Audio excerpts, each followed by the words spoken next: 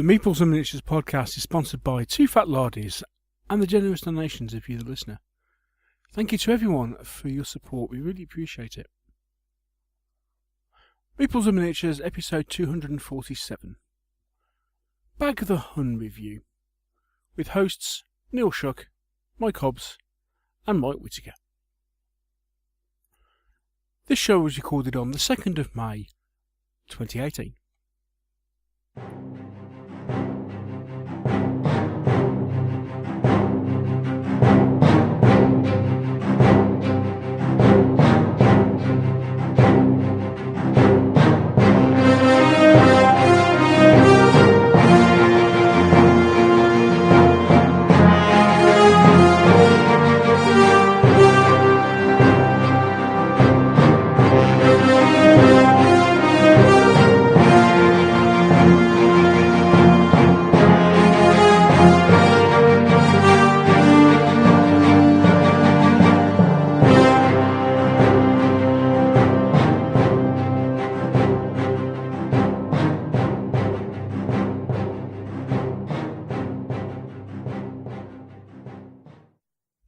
Hello and welcome one and all to the Meeples and Miniatures podcast.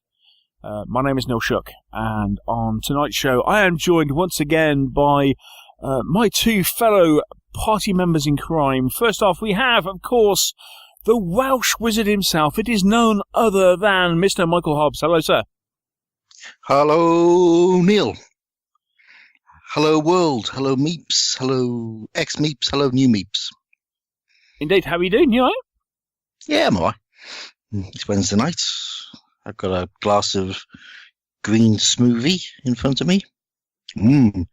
It's got kale in it. That sounds particularly disgusting. It does sound decidedly vile, doesn't it? Oh. Kale smoothie? Oh. Very nice. I'll have a step in it. Are you on some sort of health kick? Oh, it's my body's a temple. Moving swiftly and on. that bombshell. Yes. By which you mean it's all creeping and overgrown and full of strange eldritch horrors? That, and it's also been pillaged a few times. I wasn't going there. No.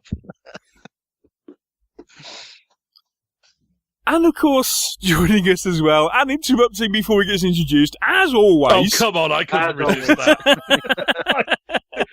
You feed me lines like that and expect me to shut up? No, not at all. It is resident bard. It, of course, Mr. Michael Whittaker. Hello, sir. How are you? Good evening. Of course, you know there is a very easy way of stopping me interrupting. What's that then? Introduce me first for once. That would meddle with the very fabric and order of the universe. Yes. Oh, I'm sorry. Probably. That needs to go in front of the committee. You know? A committee of one, probably. Yeah, the trouble is he has a veto as well. Yes. Was that in his contract? Contract? You can't talk about contract. Shh. Oh. Yeah, remember that thing I made you sign when you were drunk? Oh, right, okay. No. That's all right then. Good. Yes, good. Yes. Anyway, yes, welcome both, and welcome one and all to another episode of the show. Right, on tonight's show we are going back to our roots a little bit, in the fact that this evening we are doing a review as opposed to an interview. And what is more, we are reviewing a not new game, although it is new to some of us. So later on in the show we will be reviewing Bag The Hun from Too Fat Lardies, because somebody has been incredibly industrious in painting all manner of tiny planes, more of which later in the show. Plus the fact that the review we were going to do got cried off because the person couldn't make it. I wasn't going to mention that. Naming no names. That's it. But this name is shame, Mr. Jones. Mr. Jones, where are you? Where are you? Yeah. Yes, indeed. Yeah. How could you? Yeah. Probably playing Gaslands. Yes. Yeah, he's obviously had a better offer. It's terrible. Anyway. Yeah. Although not difficult. Right. Okay, so in the style of the fact that in the week we are recording, we have already had one hobby bombshell dropped this week. I thought before we go any further and into the rest of the show, I would drop another. Right. As you may have heard seen on Twitter or on the blog or on the Facebook group, we recently hit 1 million downloads. Oh, good grief. Yeah, 1 million downloads, which is not something I'd ever expected when I first started the show. So, again, thank you to everyone for downloading the show. Thank you to everybody who commented on the posts. I haven't had a chance to get back and put a thank you up. I thought I'd leave it to the podcast and say to everybody who sent their best wishes and congratulations on that particular milestone, thank you so much. We really appreciate it. Thank you. Right. However, we're also about to hit episode 250 at the end of June. Another milestone. And at that point, I was thinking we'd do something fairly drastic. And we'd have a summer holiday. Do. We're all going on a summer holiday. I was about to say Q Cliff, and there you go. Yeah, everybody on the same wavelength. Oi, Cliff here. Oh dear. That's possibly one of the worst. Yeah, I'll step away from that one. Anyway, right. So yeah, we are actually going to have a break and take the summer off, which is something we haven't done for a while. I think the last time we did it, didn't we do Meeples on the Edge the last time we did it? I think we did, yes, which tells you how long ago it was, because I wasn't a presenter then. Yes, it was a while ago. So anyway, basically, as I said, we decided that given we've hit 2 milestones, we'd take a break for the summer, go away, recharge the batteries a bit, and come back all new and invigorated in September. So that's what we're going to do. So we've got 4 shows left. So this is episode 247. The last episode will be the last couple of episodes we'll be recording, one immediately after the UK Games Expo, and then we've got episode 250, which we're going to do something for. I don't think we've quite decided what we're going to do yet. Thoughts, answers on a postcard. I think a couple of things we're toying around with at the moment. I mean, we could do both. We were thinking of doing a big Q&A. And the other thing was to do our top 3 all-time games. Wasn't that because of all these like top nine games and top 9 board games and stuff that was floating around? Was that where that came from? Yeah, I just got fed up with my timeline filled up with it, so I thought let's just do an episode and clear it out. Because it's like anyway, top 3. I thought top 3. How the hell do you get down to 3? Well, you start working on your top 10, and then you take the top 3 from the top of that. It's far too. That's far too difficult. Yeah. That's brave. Yeah. Yeah. Yeah. I don't know. I mean, yeah, we struggled to get top 5 for a year. Never mind top 3 of all time. Good grief. Anyway, we want to do something a bit different and slightly special for episode 250, and then we're going to take a break over the summer. So that's our plans. So 4 episodes of stuff to do, a couple of reviews. We might get squeeze one more interview in, and then we'll come back with new show, possibly slightly different format come September. And on that note, I think what we'll do, we'll take a quick break, and when we come back, we'll delve into what we've been up to.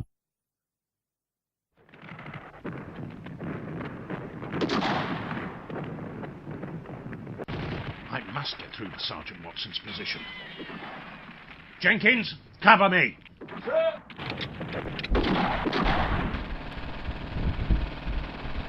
Whoa. Sergeant Watson, bring your men in. Withdraw. It's all right, sir. We're enjoying ourselves. What? Yes, sir. It's these here chain of command rules, sir. We're having great fun. Chain of command? That's right, sir. It's a challenging but fun blend of command and control. It gives me the freedom I want to fight the way I want to. Never had so much fun, sir. And we've cooked you some sausages. Can't be helped, sir. Me and the lads are staying put.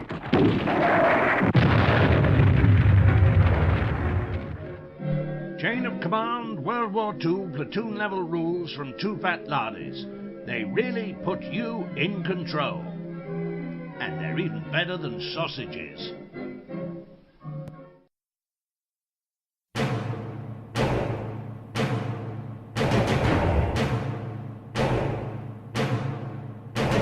What have we been playing? What have we been buying? We might even have painted something. The Meeples and Miniatures crew reveal all.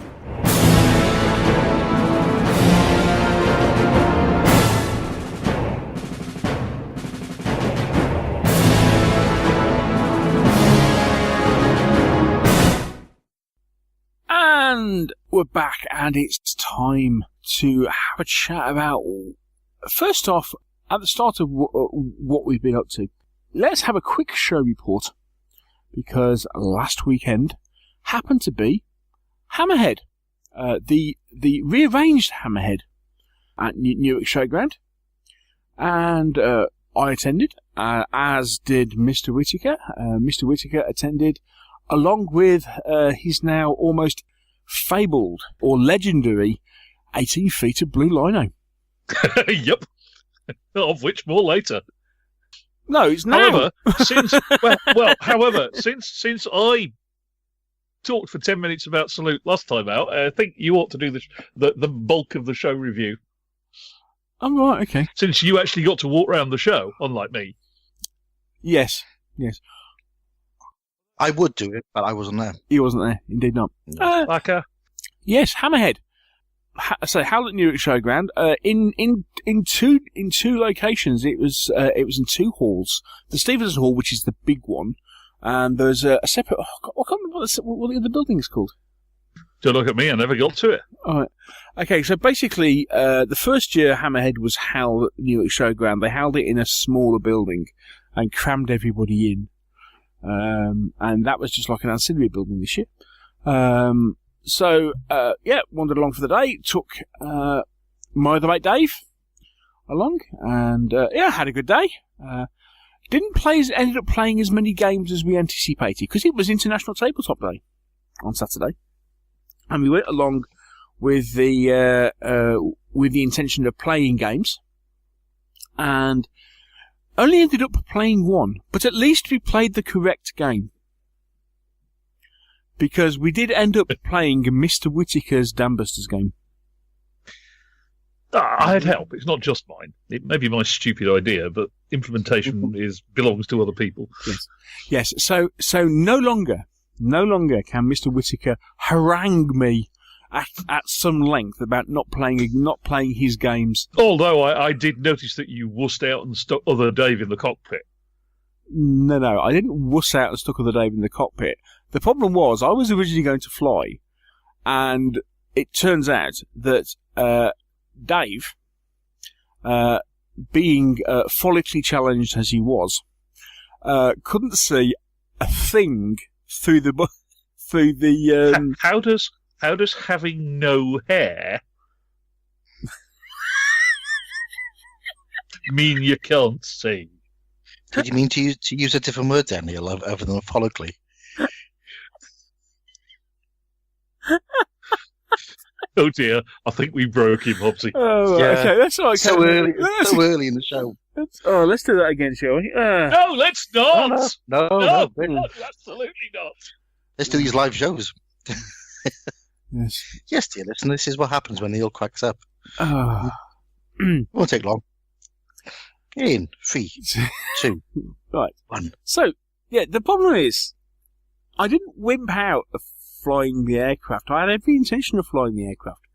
The only problem was... I was going to say, the only problem was, it turns out that our bombardier was as blind as a bat and couldn't see a thing through the replica sighting device. So we had a quick discussion, at which point he ended up flying the plane, and I ended up looking through the amended coat hanger. We breached the dam. What more do you want? You did. So there we go. Very nicely done. Not quite as spectacularly as a couple of people yesterday on the day, but it was a pretty good straight and level and true British grit through the flat and blow the bleep out of the damn job. Excellently done, gentlemen. We only lost one engine. Yeah. Anyway, so he managed to play that. Yeah, there was the young lad later to I think my parting shot was, well, I've got the good news, the bad news, and the bad news. The good news is you blew them down. The bad news is you've got no elevators and only 2 engines, and the only place you can put the plane down, you just flooded. And the Germans are not going to be very happy with you. So enjoy your time in Staniglov. You'll get the VC later. I like it. Yes, so a good day was had. We had a great time catching up with a few people, especially hello to Colin Peake. Hello, Colin. I'd threatened to buy him a coffee, and we ended up having a coffee and a chat, and a bit more of a chat, and what have you. So we ended up having lunch for about an hour, and just chewing the cud as gamers do. Well, that was the most pleasant lunchtime. And then we got around to have a look at a lot of really nice games on show. The great thing with Hammerhead is that everything is participation. You can have a look and go, oh yeah, can I have a go at that, and what have you. My only regret was that by the time we got to the Hysterical Games Spitfire table to give that a go, the guy who was doing the demo had unfortunately been called into work. Oh dear. So they weren't running the game anymore, which is a bit of a shame. To be strictly accurate, it's safe to say that some games at Hammerhead are better designed for participation than others. Indeed. I think I've got on record in the past as saying that it's actually quite hard to build a participation game for a show, particularly when there's a lot of stalls and a lot of games, and you aren't going to get someone's undivided attention for an hour. Yes. Again, you had things like the RAF guys with their Lego tanks which was short, sweet, and silly. Indeed, yeah, especially where a table is effectively it's the floor of the playroom. So there's bits of toys all over all over. That's basically what your terrain is. It's all bits of toys and boxes and books and those other bits and pieces. It's incredibly silly, but very, very good. I mean, it got I think it got a second prize at Salute for one aspect of participation game, but I'm not sure which. Yeah. There were a surprising number of vendors there. Lots of ways to spend various bits of money. And yes, I enjoyed it. I thought it was a really good event. Only problem being, and funny enough, this was something that I think several people said. Attendance seemed a little bit down this year, but they said, well, I think the problem is the fact it's because obviously this was meant to happen on the first weekend of March, but didn't because of the snow, and as a result, they reorganised it. Which was, a feat in itself, but ended up slap bang in the middle, 2 weeks after Salute and 3 weeks before Partisan, which obviously is occurring in the same venue. So there was a thought. I know several people said, they had people who had pre-orders, and they said, "Oh, don't worry, we'll pick them up at Partisan as opposed to Hammerhead."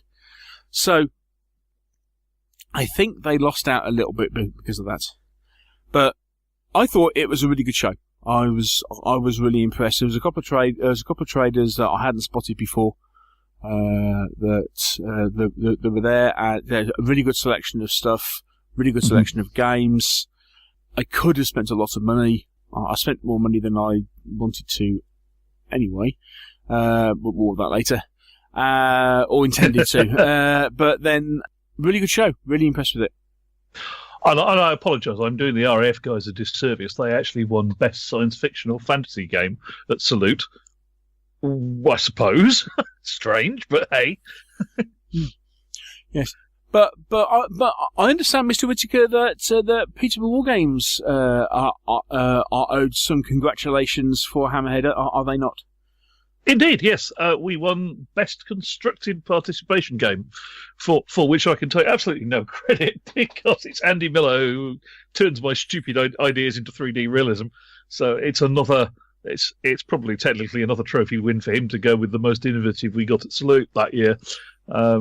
Given as you've now seen, 6-foot-long replicas of the Murder Dam that actually breach and issue forth something that looks like water are quite a construction feat. Indeed. Yeah, Hammerhead really impressed with it, and Yeah, I had a good time. Thank you to everybody who I managed to stop and have a chat to. Sounds excellent. Shame I missed it. Yeah, you did. You missed a good show. Mm. But then, to be fair, it always is. Yeah. Right, so... And the other thing we should say is, compare and contrast with Salute. The lighting in that room is brilliant.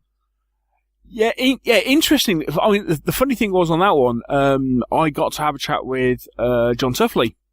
Attended a show in that venue. They got, I think they got in on cancellation or something, and All right. Anyway, basically, especially with the rearrangements, normally it clashes with with another event that they go to. This time it didn't. Yeah. And he was it's the first time he's seen Stevenson Hall, and he was incredibly impressed with it all, and especially all especially the fact that everybody could see everything. Yeah, it's one drawback, and I note they didn't actually, certainly when I turned up, they had them shut again, is on earlier in the year days, if they have the two end doors open, there's a howling gale that blows right from one end to the other, and it's absolutely freezing. Yeah, they didn't have them open this year. No, they didn't, for which I was very grateful. Well, it was a good job, because it was absolutely tipping it down. It was hosing it down. It was. So, but no, yeah, excellent show. Thanks to everybody who organises it. And, yes, cracking show, thank you. So, okay, so on that note, we're off to have a look at what we've been up to. And I think, actually, isn't it about my turn to start? Yeah, I think it is. Right. Probably followed by me and then Hopsy. Mm. So, painting and stuff. What have you been painting and stuff in? I was going to talk about what we've got. Games first. Let's take games first, isn't it? It's games, then painting, then buying, which seems a bit of an odd order, given you usually buy things before you paint them, but far be it from me to argue. Usually about 3 years. Yeah. It's always this thing of, confessions last, isn't it? I suppose, yeah. Right, okay, what have I been playing? This week has been sadly bereft of games, due to various different circumstances. So... Actually, since we last spoke, what have I played? Had a game of Lords of Waterdeep again with the expansions. That's the D&D worker placement game that is most excellent, and with the expansions, it makes it even better. And I won. Remarkably, I won. I actually beat Mr. Luff on a board game. It's almost unheard of, but there you go. Well done. Cool. So I did that.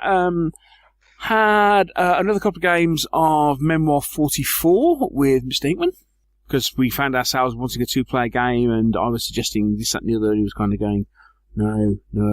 Tell you what, let's play this.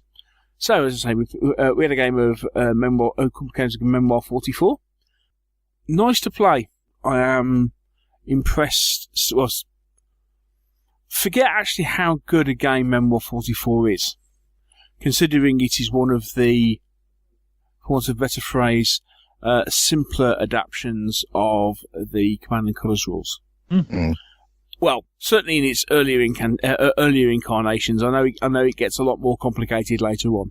With a lot of the extra expansions, but certainly, we're just playing the base game at the moment, and good that. Game-wise, I think is that about it? I think I might have had another game of Ninja All-Stars with Josh. Again, Ninja Division, loving that. Especially when you start playing with all the clan expansions, which are really nice, seriously nice models. I mean, what's not to like about chibi ninjas and big demons? It's they are some really nice sculpts. I'm wondering whether Sega has painted any Ninja All Stars. I know he's painted a load of Super Dungeon Explorer miniatures. which are, to be fair, exactly the same style. But I wonder if he's actually painted some of the Ninja All-Star stuff. You look at them and kind of go, they demand a really nice paint job. So at the moment, and since they're Josh's figures, he's turning around to me and going, don't go anywhere near them. Because obviously they demand a nice paint job as opposed to the paint job that I could do, but there you go. But that was me.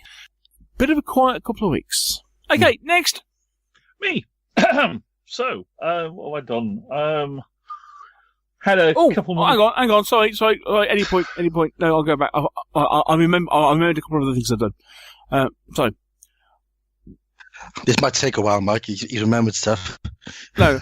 One last thing to point out. One thing which I've actually marked down as yes, I have played it, because actually, unlike some games, this one takes almost as long as the board game to do. I played a couple of games of online version of Twilight Struggle. Now, for those of you who aren't aware, Twilight Struggle is a 2-player board game that takes place during the Cold War from GMT, and it's absolutely brilliant. It is superb, but it can be. It can take a while to set up, never mind anything else. Anyway, a couple of years ago now, I backed a Kickstarter for, I think it might be even longer than that, 3 years ago. I backed a Kickstarter for GMT to produce an app version of it. So they produced it, so it's available on Steam, it's on iOS, and it's on Android. Okay. Absolutely cracking implementation of the game on electronic device. It actually makes playing the board game easier. And I hadn't played it on app for a while, and I was reminded of not only what a good implementation the app is, and I would say if anybody fancies a game of Twilight Struggle, either online, drop me a line, let me know, because I'd be really up for that. Right, there is a no prize for the first person to write in and tell us when the last episode in which Neil mentioned playing games online with listeners was. Do you know? No, but it should be an interesting research problem for someone, because I don't think I suspect it's an episode number below 100. It's a long time ago. I mean, yeah. I did go through a point. I had a very long-standing CNC Ancients campaign with a guy on Vassal. That was a long time ago. But yes, if anybody fancies a game of Twilight Struggle on the app, let me know, because I'd certainly be up for it, because it is brilliant. And I mean, yeah, it's worth getting as a board game, because again, as a face-to-face experience, okay, it's not the shortest game in the world. It usually takes about 3 hours, but it's a incredibly involving, tense 3 hours of gameplay. It's a cool game. So yeah, if anybody wants to play me online on Twilight Struggle, drop me a line, let me know. I'm well up for it. Sorry, Mike. Back to you. Oh, yeah. So, what have I done? I have had a couple of games of Pikeman's Lament. More preparation for the club's campaign. Had an absolute riot of a game of Gaslands last night. We had 6 players each with 2 cars. And I ought to stick the photos up on Twitter, because it was absolute carnage and it was brilliant fun. So yeah, it continues to be the cheap and cheerful little wargaming gift that keeps on giving, basically. Full marks to Mr. Hutchison. Apart from that, I've helped other people move a Lancaster down 18 feet of lino, and done a lot of thinking and plotting about scheming as I think I've sort of made the running joke. Well, if you've got 18 feet of lino, you might use it. You might as well use it. And I think we have at least 3, if not 4 more things we can probably do with it. Mm. Now, I think one of them you saw on Twitter. We were discussing the idea of a game where you have to navigate a convoy into Malta.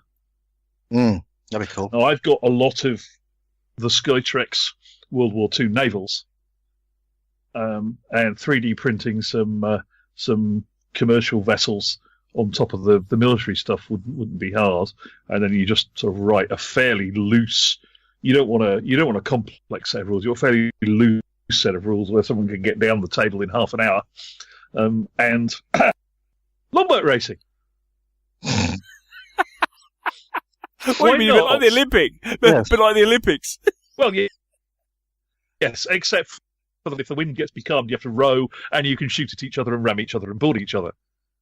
Sounds good. Now, so this is where things got a little interestingly silly, because Graham I was discussing this with Graham from the club in one of the few lulls at Hammerhead, and he said we could make some scenery for the sides of the board so it looks like a field. Yeah. And I was thinking about that, and I was looking at the aircraft controls for the Lancaster and listening to the Dambusters music, and this little diddle diddle diddle diddle tune started running through my head.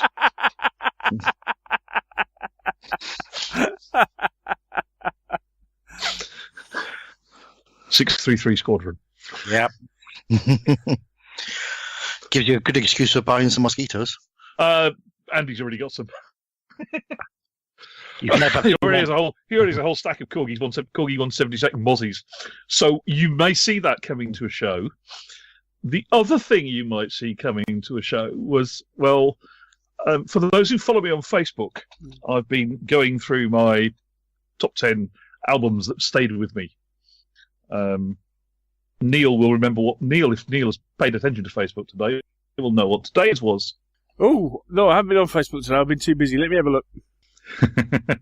Hang on. Shouldn't take him long. And it occurred to me that there's a scenario in that. Shouldn't take him long, it says. It just depends if just depends whether Facebook's responding. Yeah, it is a bit. It's being a bit slow. Give me a second. Why do we have this problem? You could just tell us. I could just tell you, but it's more funny if I wait for it to dawn on Neil. Hang on, let me look for you. Oh, so.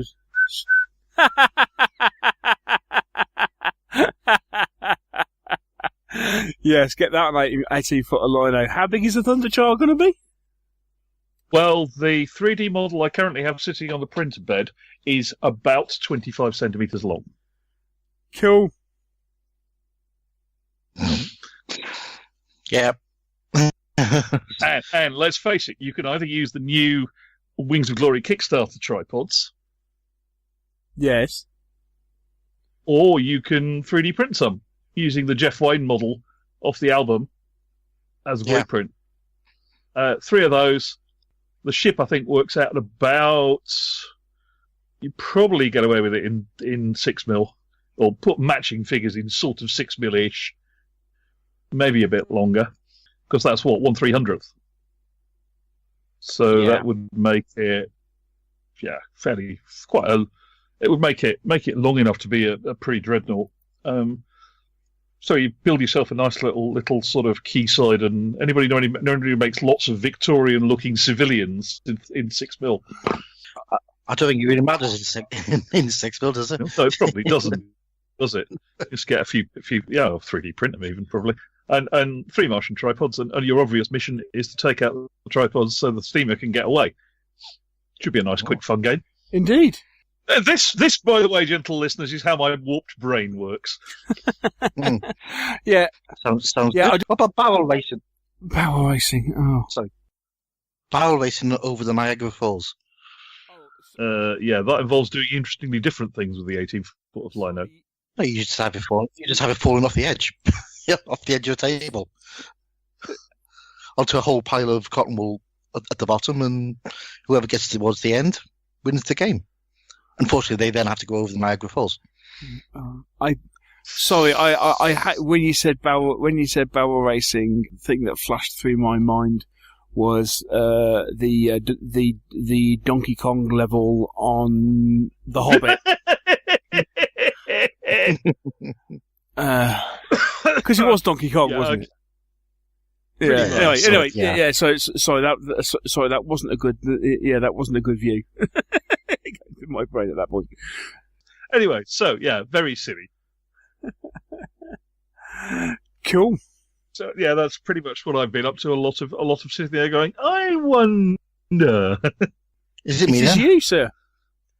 So what have you been up to? Very little playing. I had about 3 or 4 games planned, but had to cancel them at the last minute, unfortunately. So the only game I've actually played has been with Jeff and Ty. Hello, Jeff. Hi, Jeff. Hi, where Jeff. we had another game with Bag The Hun. Oh, cool. Which was damn good fun. We played a scenario from one of the it was the 2014 Summer Special, which is the one of the guys has done 3 scenarios based in Malta. So I had the planes, we had the board, we played it. It was very good fun. We had some bombers being trying to get back to Malta, being jumped by a bunch of Italians, the 202s, and then a brave troop of Hurricanes came to save them. And I lost badly because I was the Hurricanes. You know what the problem was? You weren't flying enough Gloucester Gladiators.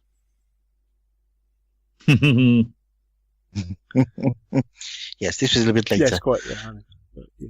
Yeah, support, hope, and charity and faith had been shot down.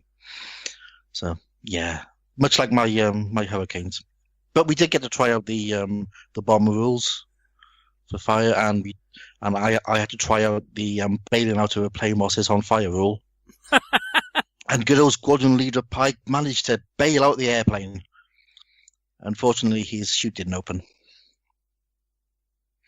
So the late lamented squadron leader Pike, he didn't make it. He just didn't make it. Failed his dive in the Pike position into the Yeah. Mediterranean. Yes. So yeah, that's it. I see what you did there. Mm. Okay, so all right, so that's what we've all been playing then. Yes. Ooh, bit of a quiet couple of weeks.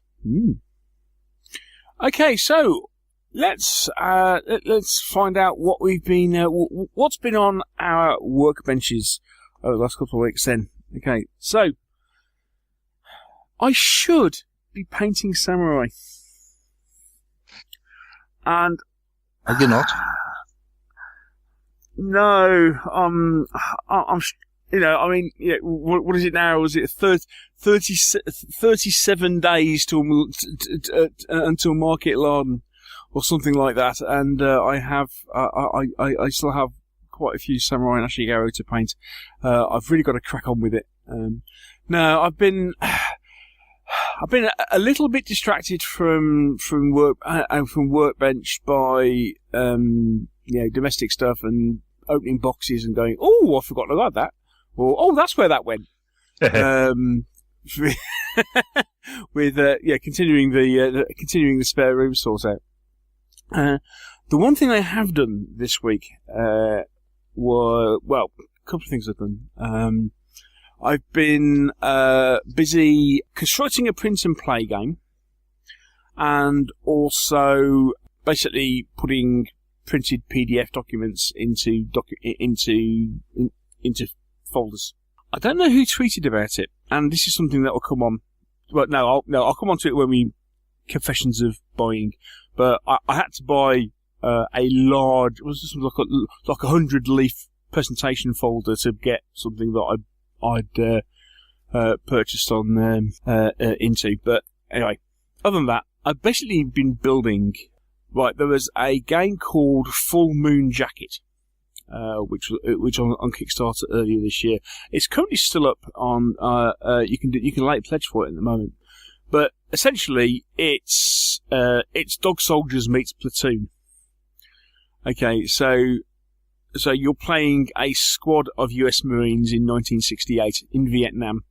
You're looking for your colonel, who has gone AWOL somewhere, and the squad gets attacked by a group of werewolves. Your job is to find the colonel, rescue the colonel, and get to the chopper before being eaten by werewolves. perhaps a niche game, and I must admit, I was thinking, it's nice to see this is a game played with werewolves as opposed to zombies like every other one. It just appealed to me because I'm a huge werewolf fan. I'm big into Vietnam. But it just so happened that at the time, and to be fair, at the moment, my funds are kind of going elsewhere.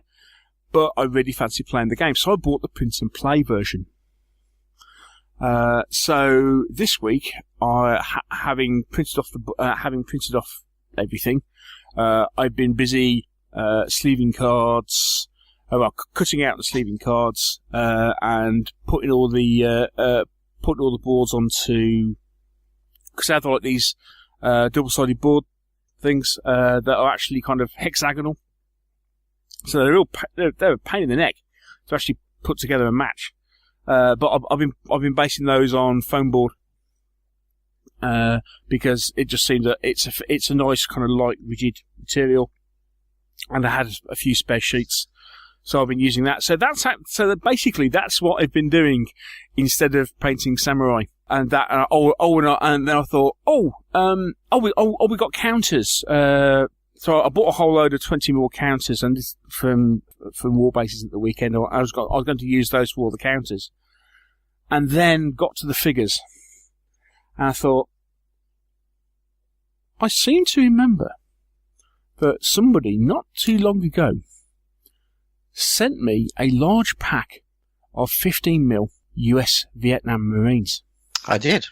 Did you not, Mr. Hobbs? Indeed. I did. Have you lost them? No. They've come in immensely useful because all of a sudden it's like, ha! I now have figures.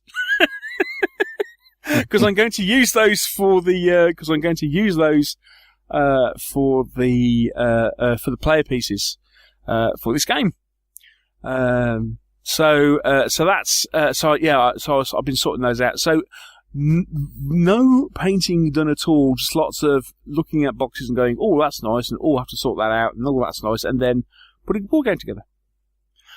So hopefully we'll get to play Full Moon Jacket in the non-too-distant future, and I'll give you a full report on it. That's what I've been doing. Right. Sounds good. So, painting. Absolutely nothing. Not an electronic sausage. No, well, actually, no, not an electronic sausage. A couple of...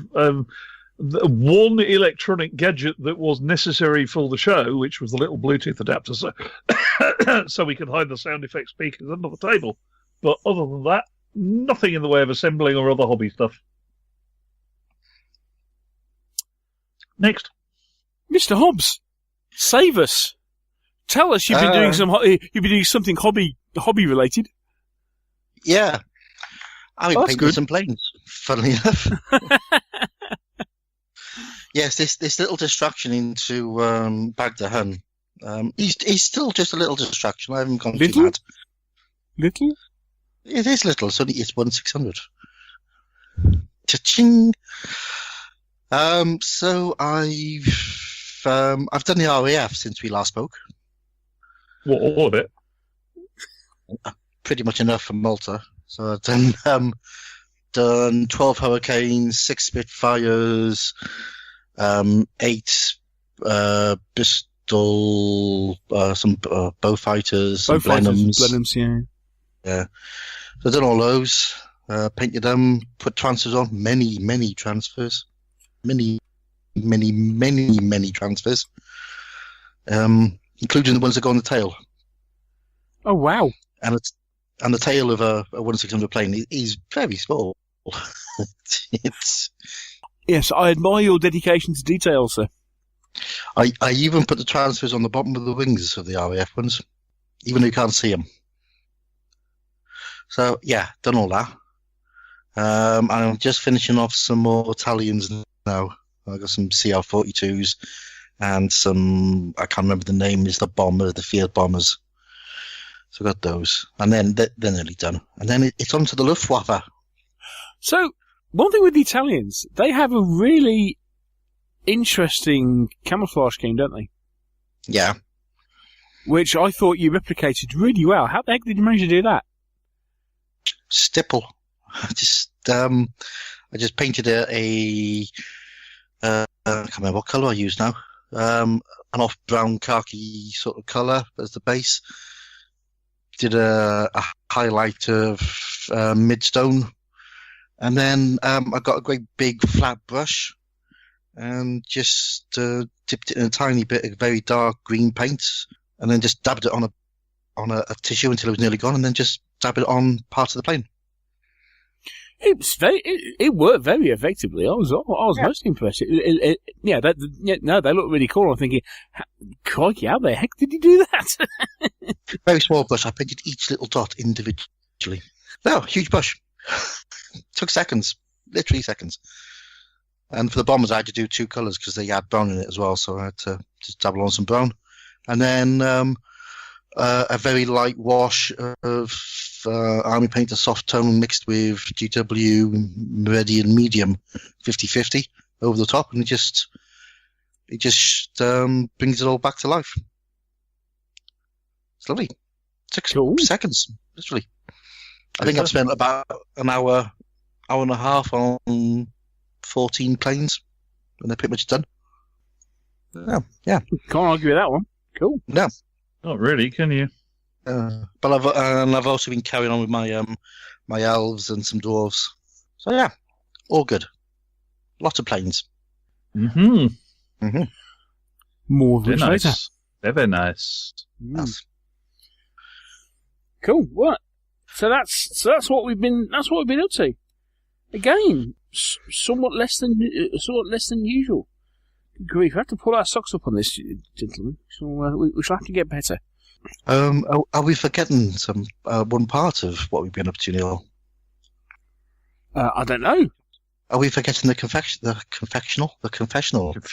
No, we aren't forgetting the confessional. I thought you were trying to gloss over the confessional then, Neil. Far be it for me to gloss over the confessional. Right, okay, so yeah, it is time, dearly beloved, to gather together to seek forgiveness for our many sins of, yes, wargame spendthriftery. Is that a word? It is now. I want to know why it's a sin. Sorry. I think we're doing God's work by buying lots of figures of people.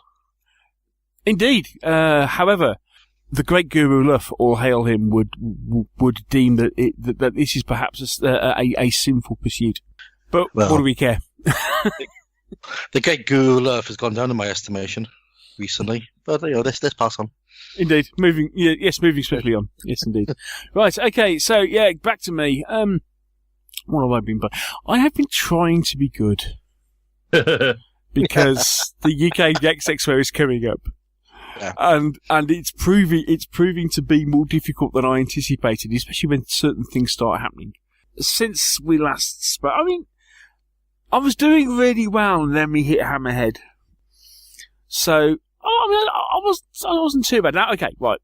So, yes, I bought 3 new dice bags and a shirt from Saddle Goose. Hi, Matt. Hi, Deb. Or sort of say hi, Deb. Hi, Matt. I got the official Market Larden 6 shirt and say 3 dice bags, one of which is a present, so maybe that doesn't count. But, dice bags... You can never have too many dice bags. Nope. I don't know. I must admit, I'm looking at them now kind of going, how many have I got? especially since during my sort out, I found one which I thought I'd lost. And I went, oh, yeah, glad I didn't lose that one. But yes, now I have several. But yes, I finally got a dedicated test of on a dice bag because I've been promising myself one of those for a while. And Deb did a fab job doing it, doing a double-sided one for me. So thanks for that. And then, what else did I... Oh, yeah, I bought some... Yes, as I say, I've been pimping out, or doing the print and play version of Full Moon Jacket and needed something to base some counters on, basically. So I bought so I visited war bases, and while I was looking around at war bases, I was thinking about gates for Gaslands. Now, I know that there are a couple of people that do gates for Gaslands, and I know somebody even has done a 3D printed version of one. I'm not the only one. Yeah. But anyway, I was having a look around, and I had a sudden idea, because I saw it online, and I thought, I'll have a look and see if they are in the flesh. And I must admit, having bought them, they're not quite white, because they're not quite wide enough.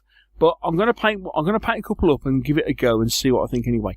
Right, in Warbase's 15mm range, they do these laser walls, for a compound sort of thing. And I thought they'd make an interesting gate to go through. So basically, it's like, okay, where's the next active gate? And it's the one that they go, and it's the one, that has the wall up, and you have to go through it. And obviously, you remove the wall when your car goes through it. But I had this crazy idea of, I'll use those for gates and see what it looks like. It might look rubbish, but I just thought I'd give it a go. That was completely unplanned. And the other thing was, I've been looking around for some flexible rivers, as in, the thin flexible rivers on, rivers, road, that sort of thing. I hadn't found many. A lot more people do roads than rivers, but it just so happened that I was wandering around and came across early war miniatures, and they do a range of some. And I was looking just for a stream that in flexible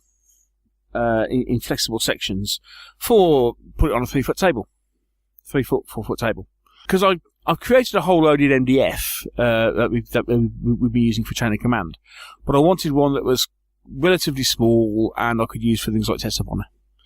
And it just so happened that I found some on the early war miniatures stand, and so that kind of fell in my bag, which is completely unplanned.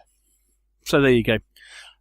So that's what I got from Hammerhead. Not a lot. Oh, and I bought a set of mounted samurai, because I need one mounted samurai for the game I'm doing at Market Garden. I need like a mounted samurai commander. So I bought some blisters one blister from Dave Thomas. And then, yes, I was thinking about this thing about pimping this, or a full moon jacket. And having originally thought, well, everything's going to be just tokens. So I bought the tokens at the weekend. I then thought, I've got these figures for Marines, so I could use those for the playing pieces. Right. So obviously then the next logical question is there anybody that does 15mm werewolves? That's going to be niche. Funnily enough, there are a couple of companies that do 15mm werewolves. Alternative Armies might do some. The two I came across immediately, one was Rebel Miniatures, who do a set. Unfortunately, I don't think they have a UK distributor. But the other people that do, I must admit these haven't arrived yet, so I'm not quite sure whether they count. But the other people that do are Blue Moon. Blue Moon Miniatures have a 15mm horror range, which includes a set of werewolves. So I ordered a couple of packs. Now, typically, because it's werewolves as opposed to historical miniatures, they tend to be double the price of the historical ones. So, it's like 15mm, 15 werewolves end up being about like 13, 14 quid. But you do get 15 werewolves, and of course, it's one of these things where you need you need lots of gribbly werewolves. So I bought a couple, so I got like 30 werewolves, and then lo and behold, before you know it, this cheap version of a print and play game, you're kind of halfway towards paying for the full game in the first place.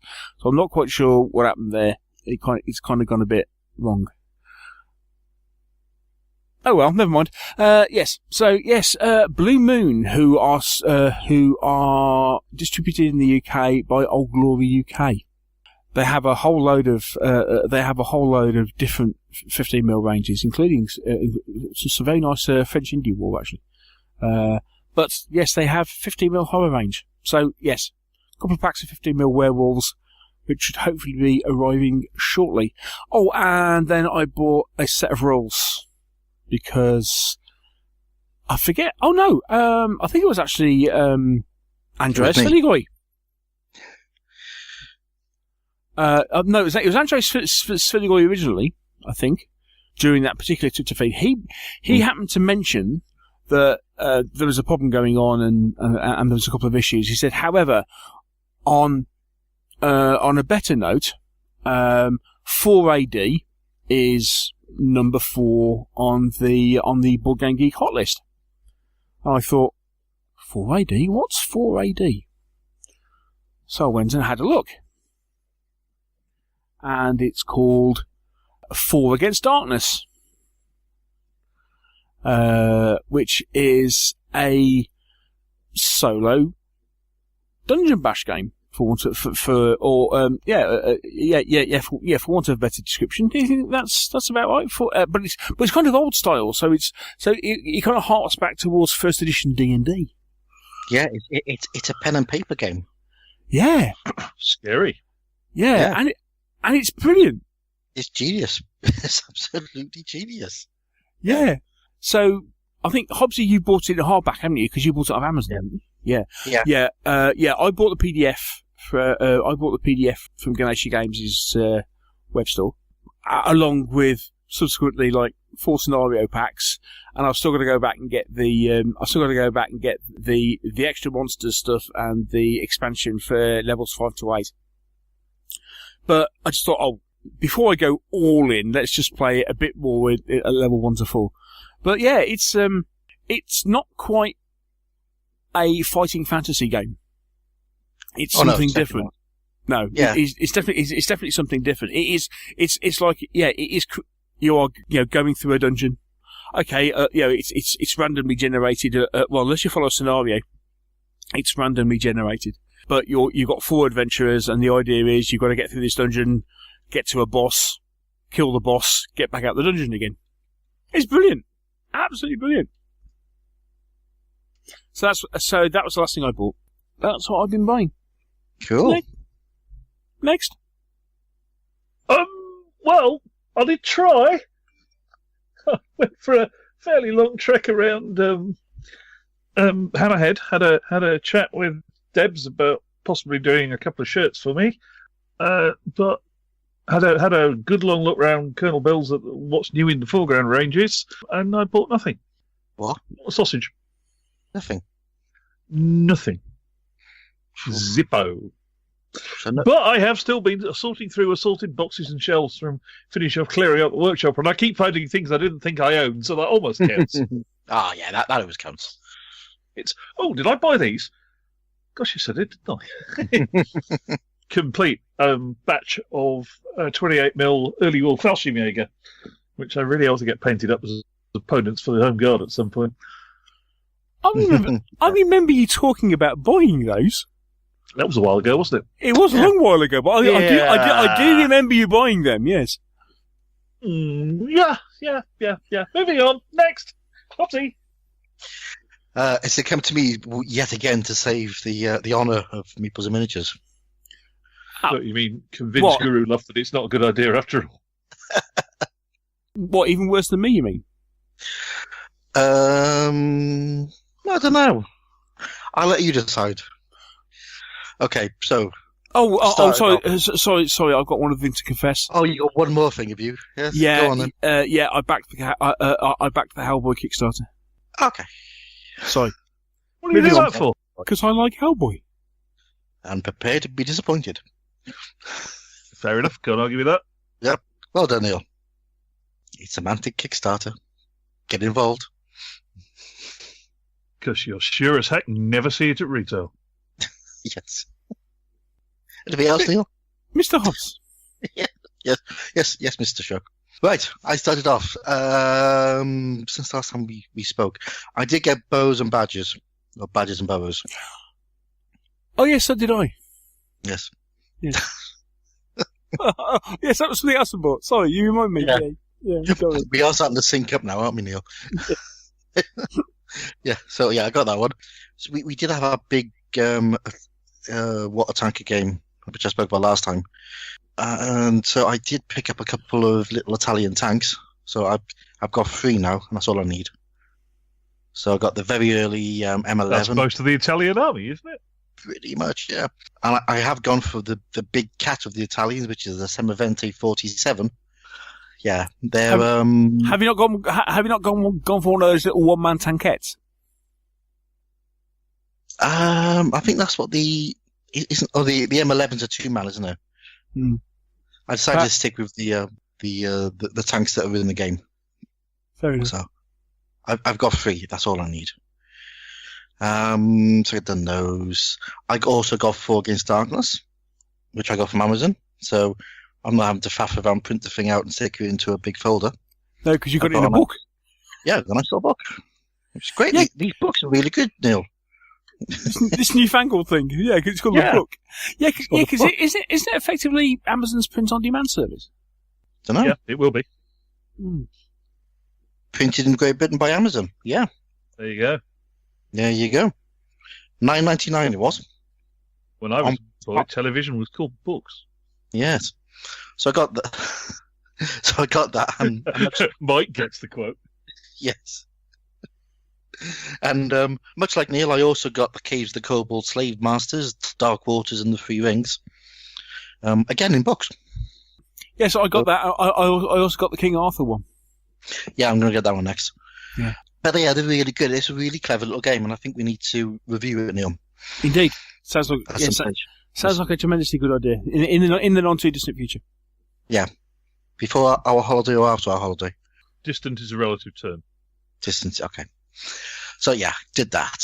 And I also bought the classic game of Warlord. Now, who remembers Warlord from back in 1974? It was like Risk with nuclear bombs. Warlord? No, sorry, not at all. Right, so it is a really, really simple game. I played it about 10 years or so ago. My mates had an original copy of it. And I say, yeah, it's like Risk.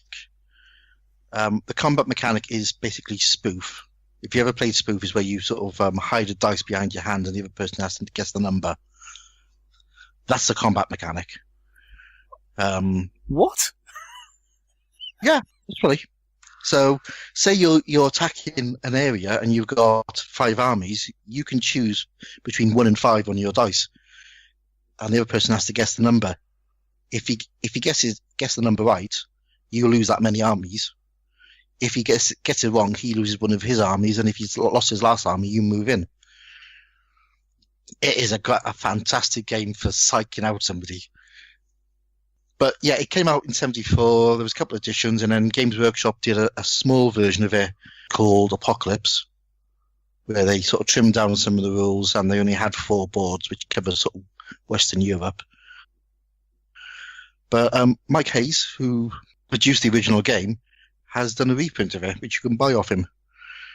And it comes with all 8 boards. You get all of the counters for 7 people.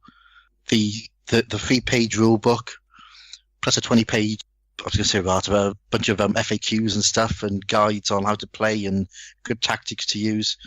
And in mine, I had a lovely handwritten note from him saying thanks for buying it, which I thought was very nice.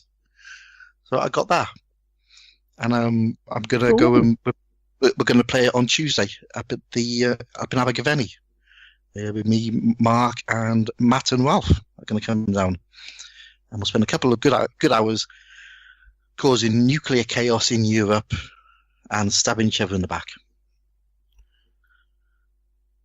Excellent. Yes. Now, see, of course, in Twilight Struggle, the whole point is that if you cause thermonuclear war, you lose the game. No, classic Warlord. That's the way to win the game. Take out your enemy before he takes you out. Oh, the right. only way to win is not to play. Yeah. Take out your enemies, decimate the planet. Yeah, excellent. Yeah. Oh, yeah, it does make you think right at the end of the game, you sort of look down and go, yes, I won. And there's just my little town left because everything else has been blown to pieces. Oh, there's nukes railing down like anything. What else did I get? Right. Decals for my 1/600 planes. Right. Picking up decals at the moment, or decals, or transfers, is a right pain in the ass. Because Dom Decals, who's the main person who makes them, has got a massive backlog. Yeah, Nobody else not been, I understand he's not been well or something. No, he hasn't been very well at all, and he's got a new job, so it's completely understandable. But unfortunately, because he did so many, he was the place everybody went to, so nobody else started producing them because they all went. There's no point because Dom does them, and Dom's a brilliant. But unfortunately, because he's not very well, that now means that there's a severe 1/600 decal shortage in the UK, especially for RAF. But I did find a firm over in America called Miscellaneous Miniatures who would do them, and their postal charges was £2, $2.50. So I bought some off them, and they arrived within about a week, which is pretty good for over in America. So I got those. And finally, another big shout out to Mel, the Wargames Butterfly, who also sent me, who very nicely sent me a sheet of Don's decals RAF markings because he had some spare, and loads of information on the Malta campaign, which I think I forwarded to you, Mike, didn't I? To have a look at. You did, yes. Yeah. But he's also pointed me towards a game called Deadly Waters, which came out a while ago. I think it might be called Convoy as well, which is sort of like a quick play naval game in World War II, which, if I get a chance, I might have a look at that because it looks quite interesting. I don't think it's one of you need a protractor and a degree in naval science to actually play it. So, so thank you, Mel, for both of those. And I shall definitely be looking at Deadly Waters. And that's it. That's quite good. It's been quite a restrained month, has it not? Yeah, I only bought 3 games and 2 tanks. And a few I should point out that most of my budget went on a new monitor for the office. So. Okay. Fair enough. Yes. And matching our relative frugality, the report from my other mate Dave. Oh, yes. It's always a good part. It's always a good part, yeah. Well, the problem is... I know what he said to me at Hammerhead, so... Yes, the problem is he's just bought a new phone. And he's one of these people that just goes out and buys a phone. As opposed to buying it outright. Yeah. And then kind of went, and then suddenly kind of went, oh, I have a slight problem. I can't buy anything because I appear to have run out of money for the month. Mm. And he said, and again, he wants to save. He wants to save for the UK Games Expo. As you would, because him and the UK Games Expo is going to be carnage like it was last year. So especially having going for 3 days, and the fact he's going. I think it's next weekend. He's going on the same airbrush course at Barwell that I did last year. Well, that'll be about 150 quid in an airbrush and a compressor then, won't it? Well, see, the thing was, when I did it, they weren't doing a deal on a mini compressor and airbrush. However, now they are. Oh, dear. So, I must admit, later in the year, I'll be going back and having a nice chat. No, I did the course last year, but I'll be going back and taking advantage of their new deal. But I need at some point a compressor. I have an airbrush. Whilst he's actually been very good. I mean, okay, I think the new Arkham Horror. Mansions of Madness expansion turned up this week, but because he does a very good job of pre-ordering everything and then forgetting what he's pre-ordered. But yes, I think the new Mansions of Madness expansion turned up this week. Other than that, he's actually been very good. So I don't know if he's just spent too much time talking to Guru Luff. It's very troubling.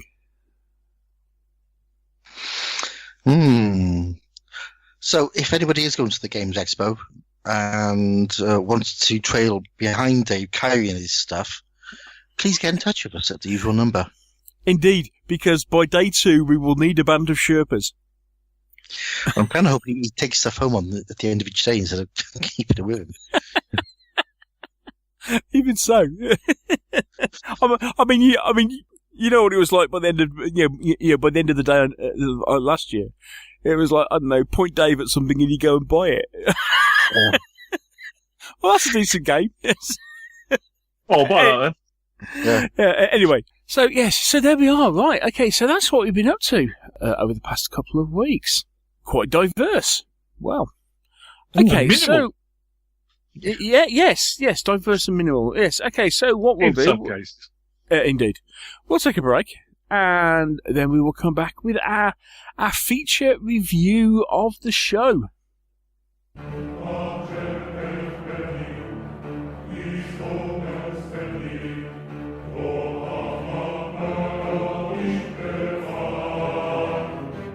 It's time to go into the rules. It's the Meeples and Miniatures in-depth review. We go deep. Really deep. No, I mean really, really deep.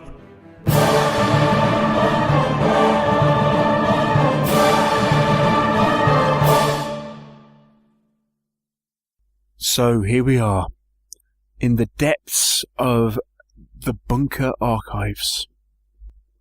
We've been looking along the shelves, and do you want this copy of War Games Research Group 3rd I've just found? No, burn it. Okay. hang on. What's that? What's that over there? Is that a book on point systems by Mr. R.P. Riesling? No. No, you're hallucinating. It can't possibly be. Anyway, Well, there's a complete pile of Featherstones here. Oh, yeah. Keep those. keep that. Oh yes, Yeah, they're fairly good. yes. So what you found there, Hobbsy? Well, I have found a game. It's one of the classic Lardy games, one of the original Lardy games, which was revamped a few years ago, called Bag The Hun. Oh, this is this thing you've been painting. You've been frantically painting little aircraft for, isn't it? Yes, it is. And, well, it's always nice to go back and revisit old games, especially when the person who was meant to be doing the review hasn't actually turned up and we had to do something at the last minute. But that's neither here nor there. Not that you're bitter at all about that, are you? But let's face it. It is a game that is currently back in your domain. It's something that that is new and enthused. I mean, actually, have you played Bag The Hun before this? No. Oh, right, so No. so actually, it's thanks to Jeff. Hello, Jeff. It's all thanks to Jeff and Ty, because I've played a couple of aerial games. You know, I've done the usual, Wings of Glory. I've done what's it called? Aeronautica Imperialis. I've done a few other ones as well, but Checky 6. I might have done that one as well. But they always seem to be just sort of dogfighting games, and whilst that's fun, I wanted something a bit more. So, and I just didn't think about Bag The Hun at all. So when Jeff and Ty said, I'll come down and have a game, I thought, well, okay. But I loved it. I really, really enjoyed it because the thing about Bag The Hun, it's a World War II aerial combat game written by the Too Fat Lardies. I think it's actually Nick who wrote it. It is, I think yes. it's his big. Yeah. This is a game that covers all parts of warfare in the air. So if you want to do a battle of Britain and have, Spitfires versus Messerschmitt 109s, you can do that. If you want to do a bombing mission over Germany and have flak being fired up at the bomber groups and night fighters coming in and, trying to take down planes, you can do that. If you want to do a torpedo attack against a battleship in the middle of the Pacific, it's brilliant for that. If you want to go strafing trains and armored columns in the Ardennes. 633 Squadron. 633, yeah. It covers the whole lot. And that really, really attracted me. So, I really enjoyed it. And I have been sucked up, and it's been a real interesting diversion.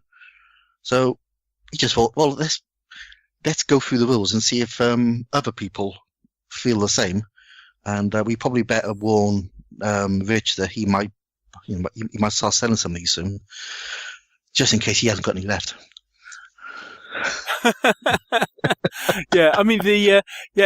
It's interesting that obviously there is another aerial combat game that has just come out, which is allegedly based around squadrons.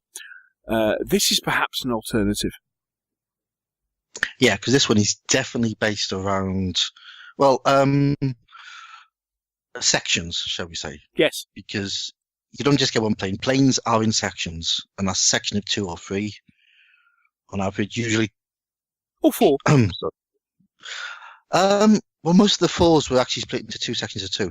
Yes, but because obviously you start off with you can have a finger 4 formation or a schwarm or have you, but yes, it's a 4, but yes, it's effectively 2 twos. Yeah, I know. Yeah. But yeah, so and the planes fly around in those formations until they break up into individual ones. But you get more out of the game by keeping in formations, and it does make you think about the formations in the game. So it's a very interesting game. Right. Okay. So first off, Mr. Hobbs, what do you need in order to play the game? You need the rulebook, available from tooffatlardies.co.uk. You need some planes. Generally, you're looking for about 1/300th or 1/600th. We play using 1/600th, where the fighters are about the size of a penny, and the bombers are a little bit bigger. It's a nice size. Plus the fact it means, especially at 1/600th scale, getting into the game will not break the bank in any way, shape, or form. Oh, good God, no! No. No. I mean, actually, probably the most expensive bit will be the next bit. Yeah, the most expensive bit is a mat, because it's a hex-based mat you need for the thing. Now, in the past, that was always a problem because you had to literally draw your own, didn't you? Yeah. But these days, kids with these fancy printers around, you can go to somebody like Deep Cut Studios or Tiny War Games or one another. I think Cigar Box also do hexes, and you can get a mat with a hex, put over it, and away you go. 6x4 table is perfect, and for a good, interesting game, 12 figures max or 12 planes max would do you fine. Was that 12? Usually, was that 12 aside? So yeah, I mean, normally you'll get away with 6 or maybe 9. Yeah, a couple of sections or so, isn't it? Yeah. Yeah, and when you think that you can buy them from Tumbling Dice, 6 fighters for £2, you can play a whole game, both sides, and it'll cost you £8. Yeah. And, and actually, the Tumbling Dice planes are really nice. I mean, he's got a massive selection of them, but they are actually really, really nice planes. Yeah, that is the only downside with Tumbling Dice. He's got so much of a selection. You think, oh, I'll just get a bag of that.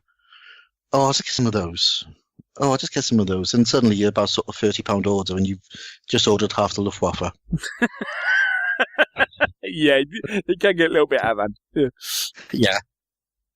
So yeah, that's what you need. You don't need any tape measure. You do need some dice, some D6s. As is Too Fat Lardies game, you need lots of them. And you need the book.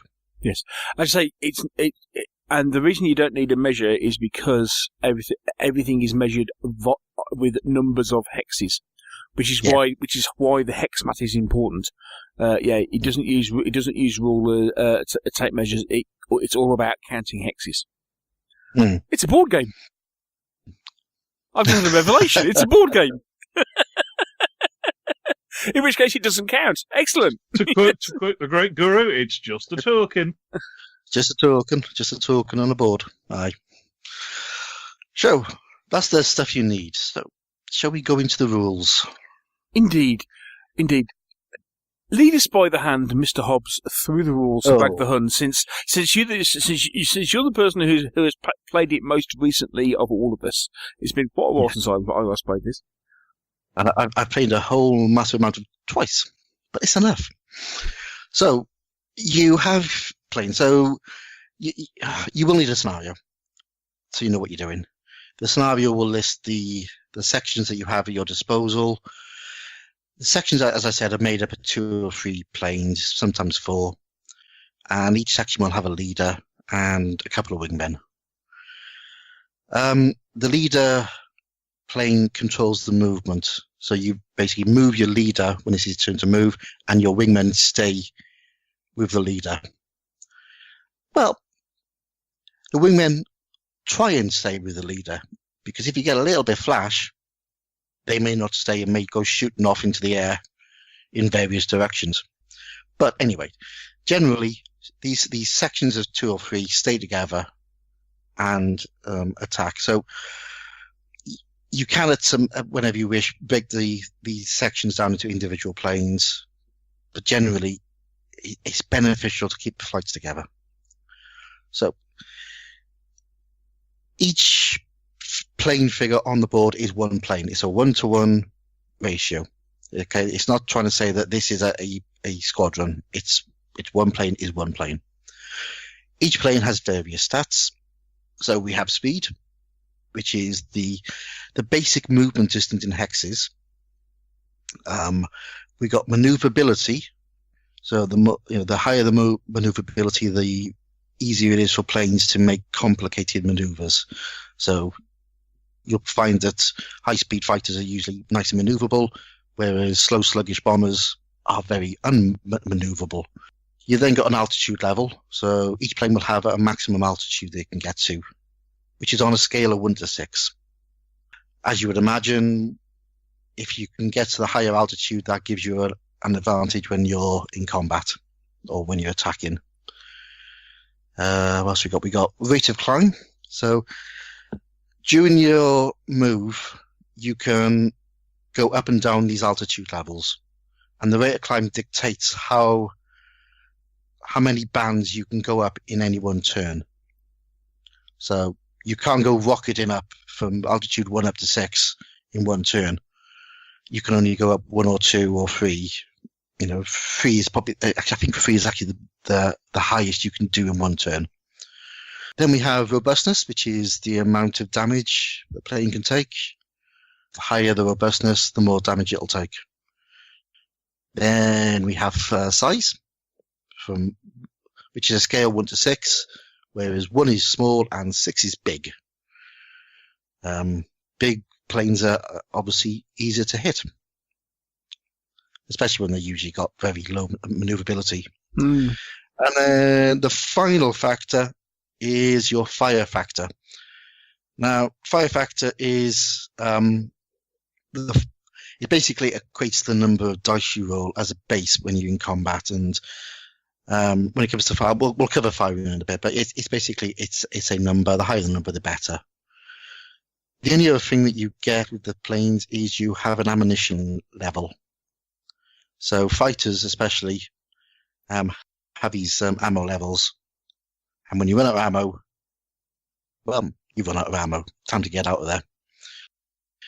Things like bombers and with air gunners, they don't have a ammo level there. They're taken to have enough to keep them going for the turn. So that's your plane stats. So, you basically, each plane in the book, and there's 160 planes listed in the book, have got the stats for all of those elements there, which you just write down on a bit of paper. You then have your pilots, and your pilots have a level as well, and it goes from Sprog up to top ace. And the higher the class of your pilot, the more chance they got of doing stuff, especially really, really tricky stuff. And when you sort of creating your scenario and your force, depending on the doctrine of the time and the nationality and the year, that dictates the sort of formations that your sections will fly in. So that's the sort of setup. Mm-hmm. Right, the mechanics. Okay, so this is one of the older, larger games, so it's card-based, but you can use chits as well. So, beginning of each turn, you work out the cards. I'm going to call them cards for this particular review. You work out the cards that you're going to have in your deck for the turn. Yeah. And the cards that you put in for each section. You put in a section move and a section fire. So say you're a British player and you've got 2 sections. You would put in, red section move red section fire, green section move, green section fire cards. Same for all the sections are in there, so they go in. You then have bogey cards, because much like other games, they have this concept of bogeys, which are sort of unspotted aircraft or threats. Yeah, so some of them are real. Blinds. So it's blinds, yeah, indeed, yeah. Yeah, literally blinds, yeah. Some of them are real, some of them are dummies as well. So they usually, when you start the game, this is what you have flying around, is these bogey markers, and you both sides have to try and spot the other side without being spotted themselves.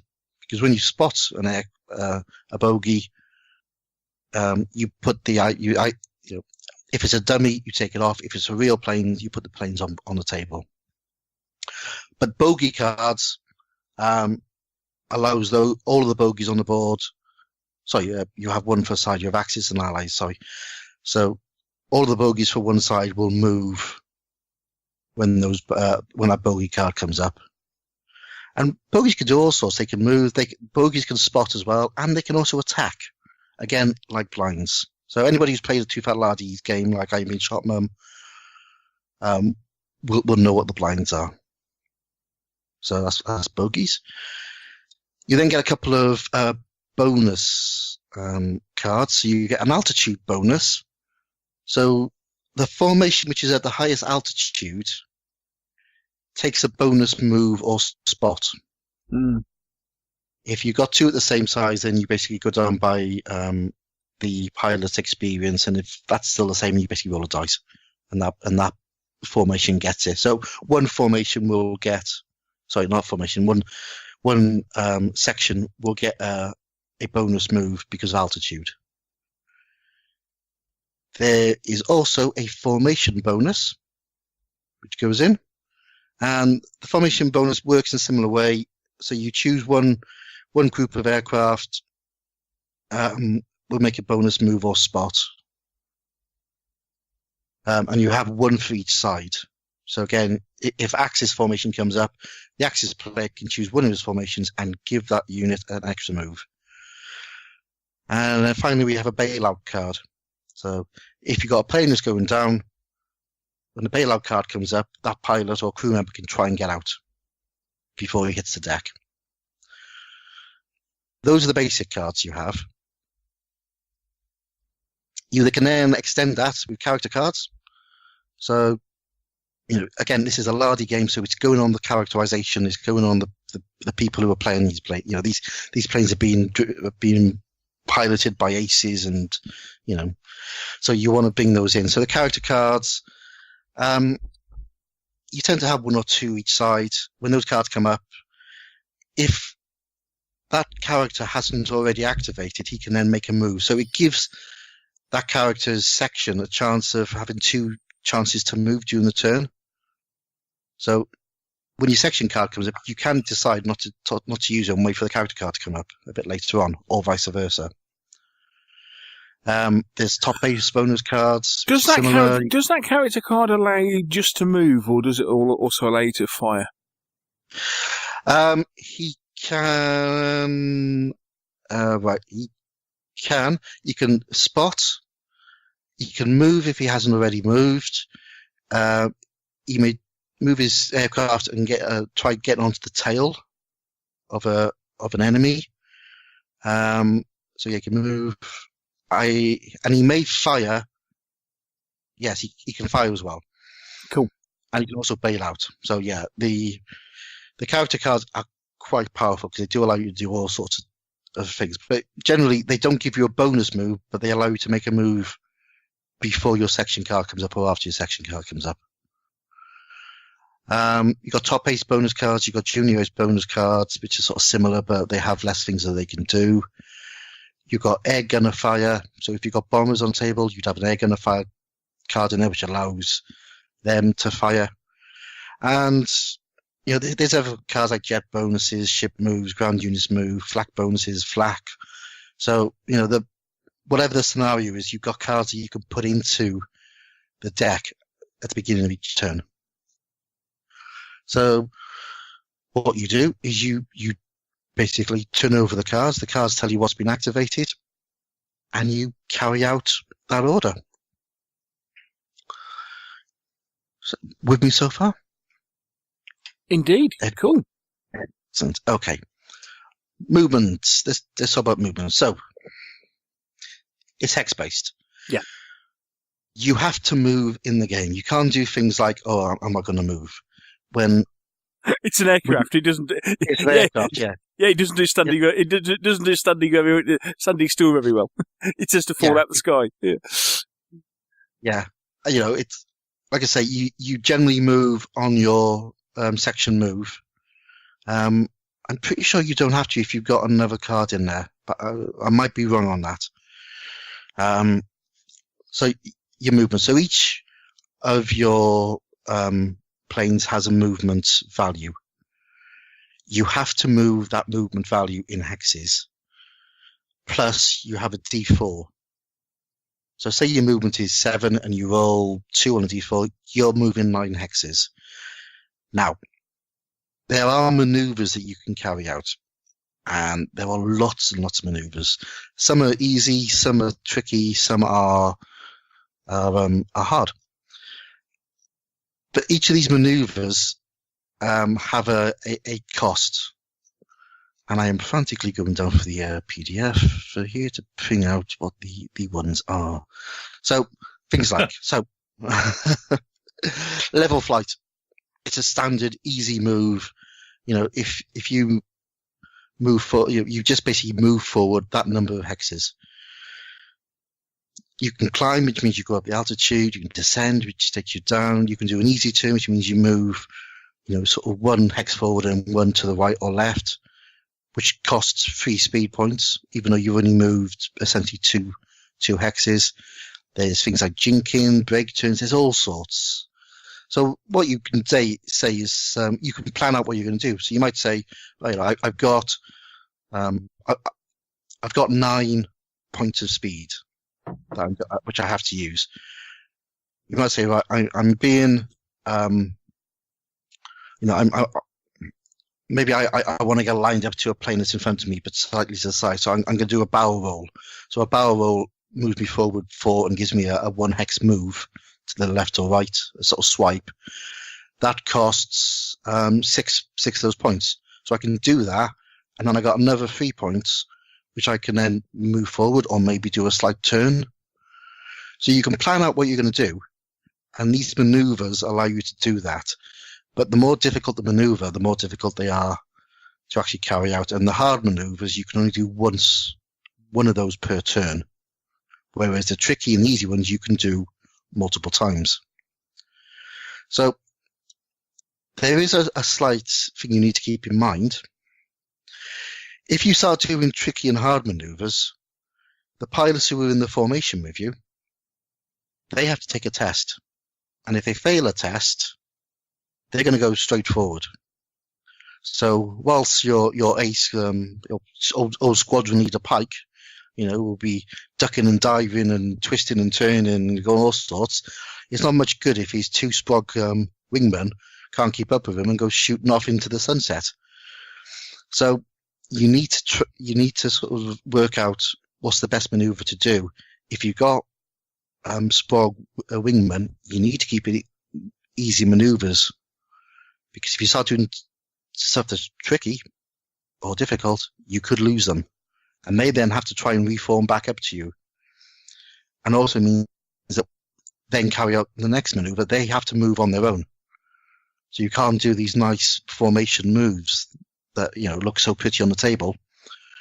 You're trying to get your pilots back, and pilots on their own do tend to get attacked. And they don't tend to last very long. They don't tend to last very long at all. So, when you're moving, you've got things like you can try and get on the tail of an enemy. So if you get within so many hexes of the back of an enemy, you can make a roll. So you try and stay on his tail, which means that when that plane moves, you move with it, which is really good if you're trying to shoot them down, especially if you've got like bombers, you want to get down. But you've also got to remember, if you're tailing a very slow bomber, you're then liable to be attacked by other fighters. So again, this game really does reward careful maneuvering, because once you've maneuvered, you don't automatically get a fire. It's not like a normal, I go, you go game where you do your move and then do your fire. You've got to wait for your fire counter to come out. And maybe your fire counters come out before your move counter. In which case, what you do then? Do you try and get close, or do you try and get into position? Yeah, I must admit that is a part of the game that I know a couple of people found incredibly frustrating. The fact that they'd spent all the time getting into a good position, and then were not allowed to fire until their fire card came out, and then because the enemy's maneuver card came out before their fire card, all their good work was was thrown away because the enemy section managed to move out of the way before their fire card came up, and they found that frustrating. However, yes, it is. I think that's what you call friction, and I think that is effectively the game attempting to emulate simultaneous movements when you're not moving simultaneously. Yep. Yeah, it is. And what you find is sort of like your aces and your characters, because they've got those extra cards in the deck, which will allow them to shoot. You've got that, instead of just having one chance per turn for that section to fire, you could have one or two extra chances for that section to fire. So the more experienced the pilots, the more stuff they can do in a turn, which means they can get into position and have a better percentage chance of firing before the enemy move away. But yeah, it's really annoying when the enemy, when you get lined up and they've just bogged off straight up, which happened to me quite a few times. But if you can get on the tail, when they move, you move with them. So tactics, get on the tail. But if you're on the tail, make sure you're protected. Spotting, we haven't really covered, but spotting, again, when you get within range of an enemy, you can make a spotting roll. If you do the spotting roll, the planes are, the bogies are removed, or the planes put in place, which does give you a bit of an advantage. And again, there are maneuvers which allow you to make attacks during them. There is a dive-in, I think it's called a dive-in attack, overhead attack. Here we go. Overhead attack. Yeah. So if you're at an altitude level above the target and you're within line, within sort of 4 hexes, you can basically fly straight through and drop the altitude and fight and fire at them as you go past. So you can do a bit of shooting that way. So there is ways of actually being able to shoot as you are moving. So generally, you want to be getting into position to shoot next time. So, shooting, because we talked about shooting, but we haven't actually done it yet. So how do you? Yeah, how do you shoot how do you shoot an aircraft, and what are the extra kinks that are contained within that particular set of mechanics? The kinks, you say? Kinks. Well, there we go. First of all, you have arcs of fire. So for standard fighters, the arc of fire is directly ahead, and it's up to about 6 hexes, I think it is, top of my head. But it is a line directly ahead. For things like bombers have got air gunners, turrets, that sort of thing. So on your bomber profile, it will give you a value for fire to the front, left, right, and rear, and that's about a 3 or 4 hex range. I think it is. Top of my head. I think it's 3. It's 3. Yeah. So a plane with a single ball turret on the top might have a fire range of sort of a fire value of 1 dice, but all round. Ones with rear turrets might have extra on the rear and front turrets. But yeah, basically the arc that you're firing from dictates the number of dice you get. But you also have the procedure really is it depends on where the plane that you're shooting at is coming from. If a plane is coming to you from the rear and you've got rear shots, then you can do longer bursts. If a plane's coming directly towards you, you're basically going head to head, you can do shorter bursts. So what you need to be is, if you're a fighter, you need to be on the tail shooting them because you can do longer bursts. And so where you're firing from... Which seems to reflect sensible tactics from most fighter pilots. Yeah, it's a very clever way of doing it. It's sort of this deflection of, which way is your target flying? If your target's flying directly across you, you can only get a short burst. But if they're, if you're right on the tail, you can get a much longer burst because you're in a much better position. Yep. So that has an effect. But generally, each plane will have a fire factor, which is the number of dice that you roll. So you start off with a number of dice. You declare the type of fire that you're doing. So you've got things like squirt, short burst, burst, long burst, which gives you plus or minus dice from your basic. If you're on a tail, you get extra dice. If you're really, really close to an enemy, you get extra dice. If you're far away, you get less dice. If the target is jinking, you get less dice. You've then got your the level of experience, which gives you plus or minus dice, and so on. So you get dice modifiers which give you extra or minus dice. So that then gives you your dice pool, which is, again, it's a fairly standard Too Fat Lardies mechanic. You then roll them. You need 5s or 6s to hit. So you roll your dice, count the number of 5s and 6s. If you roll 1s, and if you roll more 1s than the 5s or 6s, I could see this one coming. Your Classic gun, Lardy mechanisms of our time.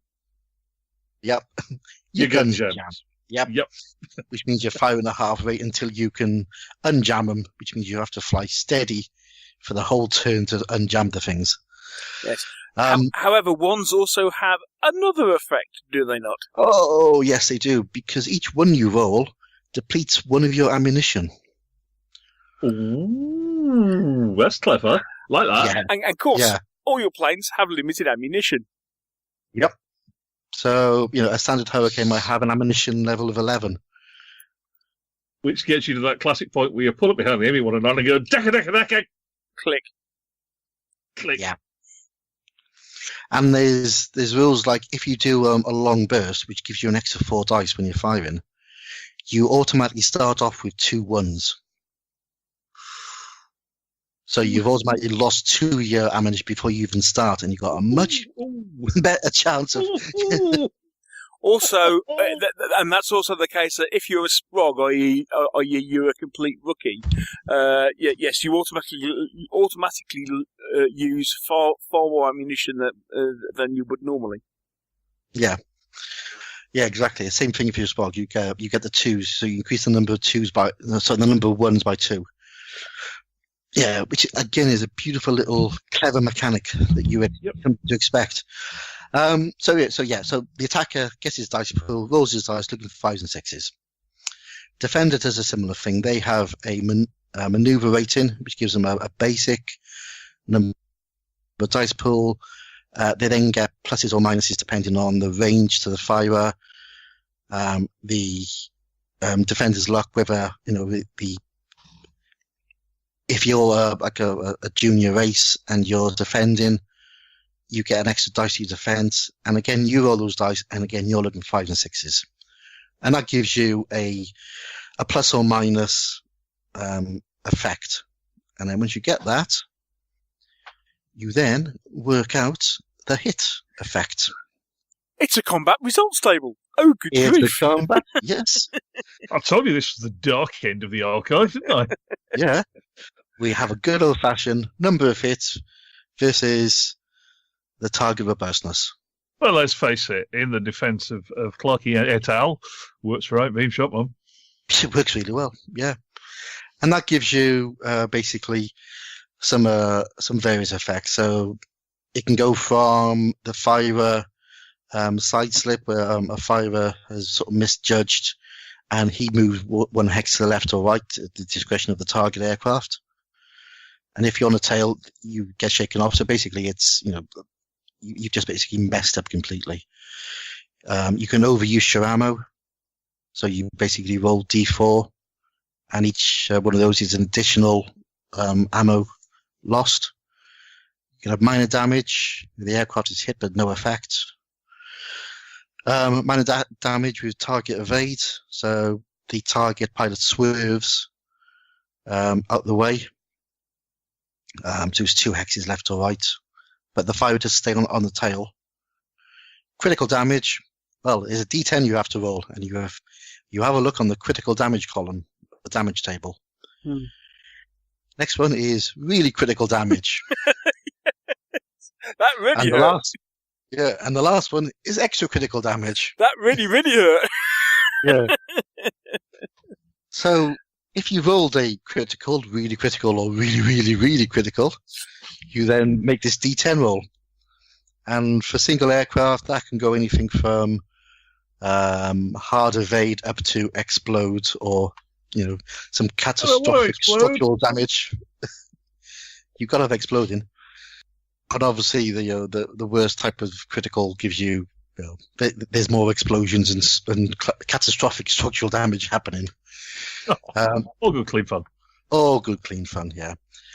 But you got things like cockpits being hit, fuel lines being damaged, temporary loss of control, that sort of stuff going in there. Multi-engined aircraft, he says, trying to put his teeth back in. The damage tables on those is different, because at a critical, the worst thing you're going to have really is a fire. You will have some catastrophic structural damage or engine damage, but you've got multiple engines, so that's not going to always bring you down. You have to get into the extra critical damage to actually get things exploding.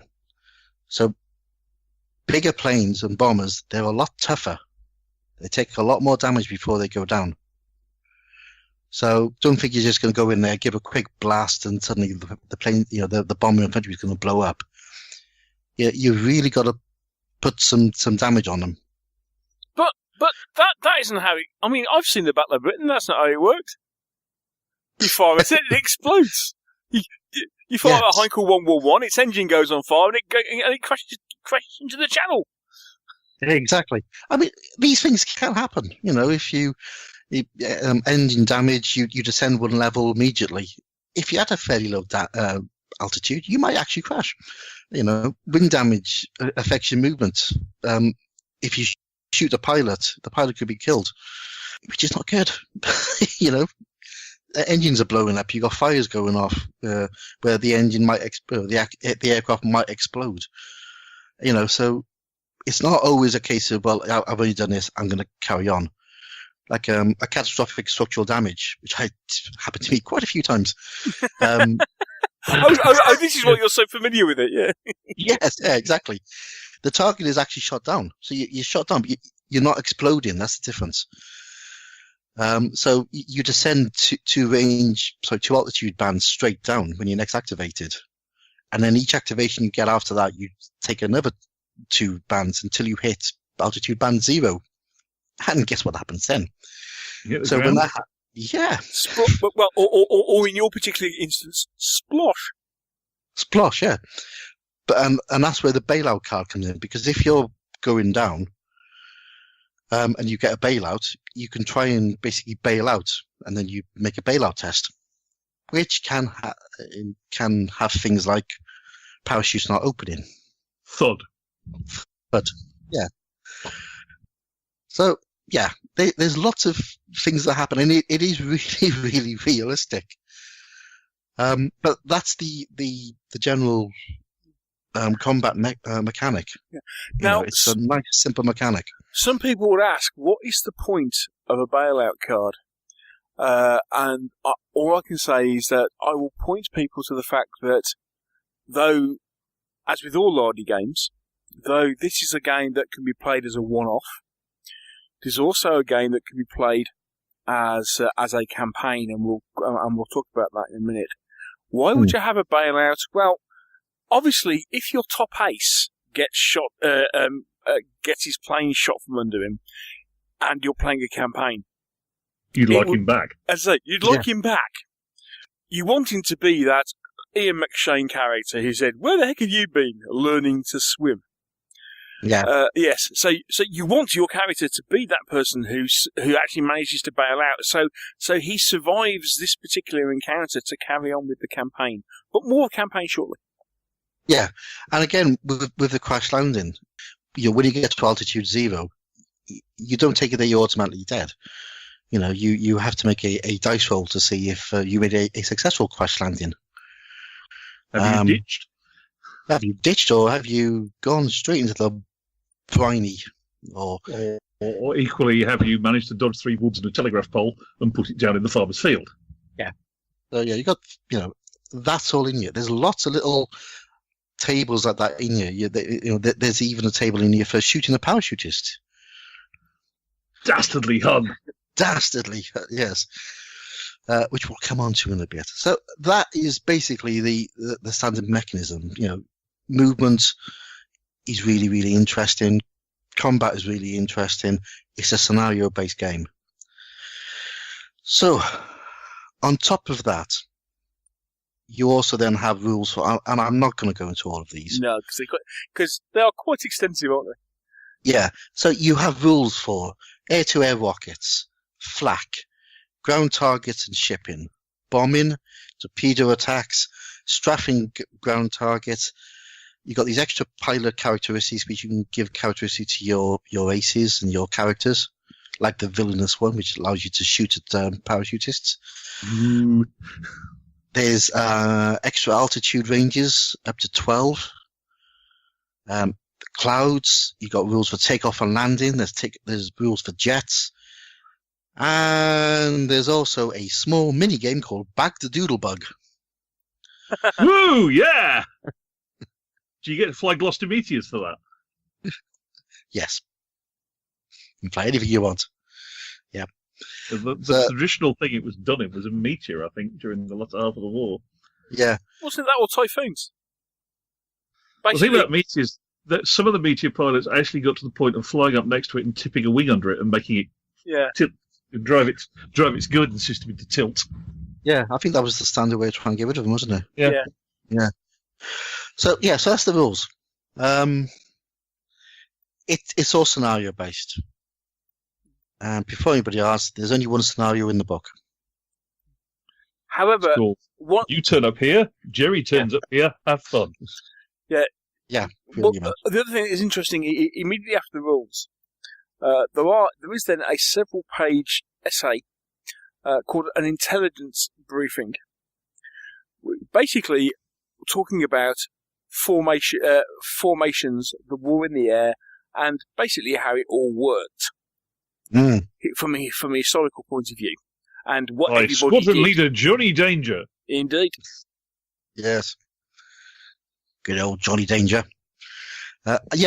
It's as you would expect with the Too Fat Lardies game, the historical research that they've done is second to none, and they give it in a very simple to understand format. So it's really interesting. One gripe, and it's a really small one, is that the printed copy, the font is a bit small. Get glasses. Yeah, but quite. Yeah. But being Lardies, there's a PDF option available. There is a PDF option, which is what I have. Because the great thing about PDF compared to dead trees is you can't zoom dead trees. That's true. So that's the game. It's 82 pages long. There's stats in there for 160 aircraft. Any type of game that you want to do using aircraft, this game will handle it, I think. 15 quid printed, 12 quid PDF.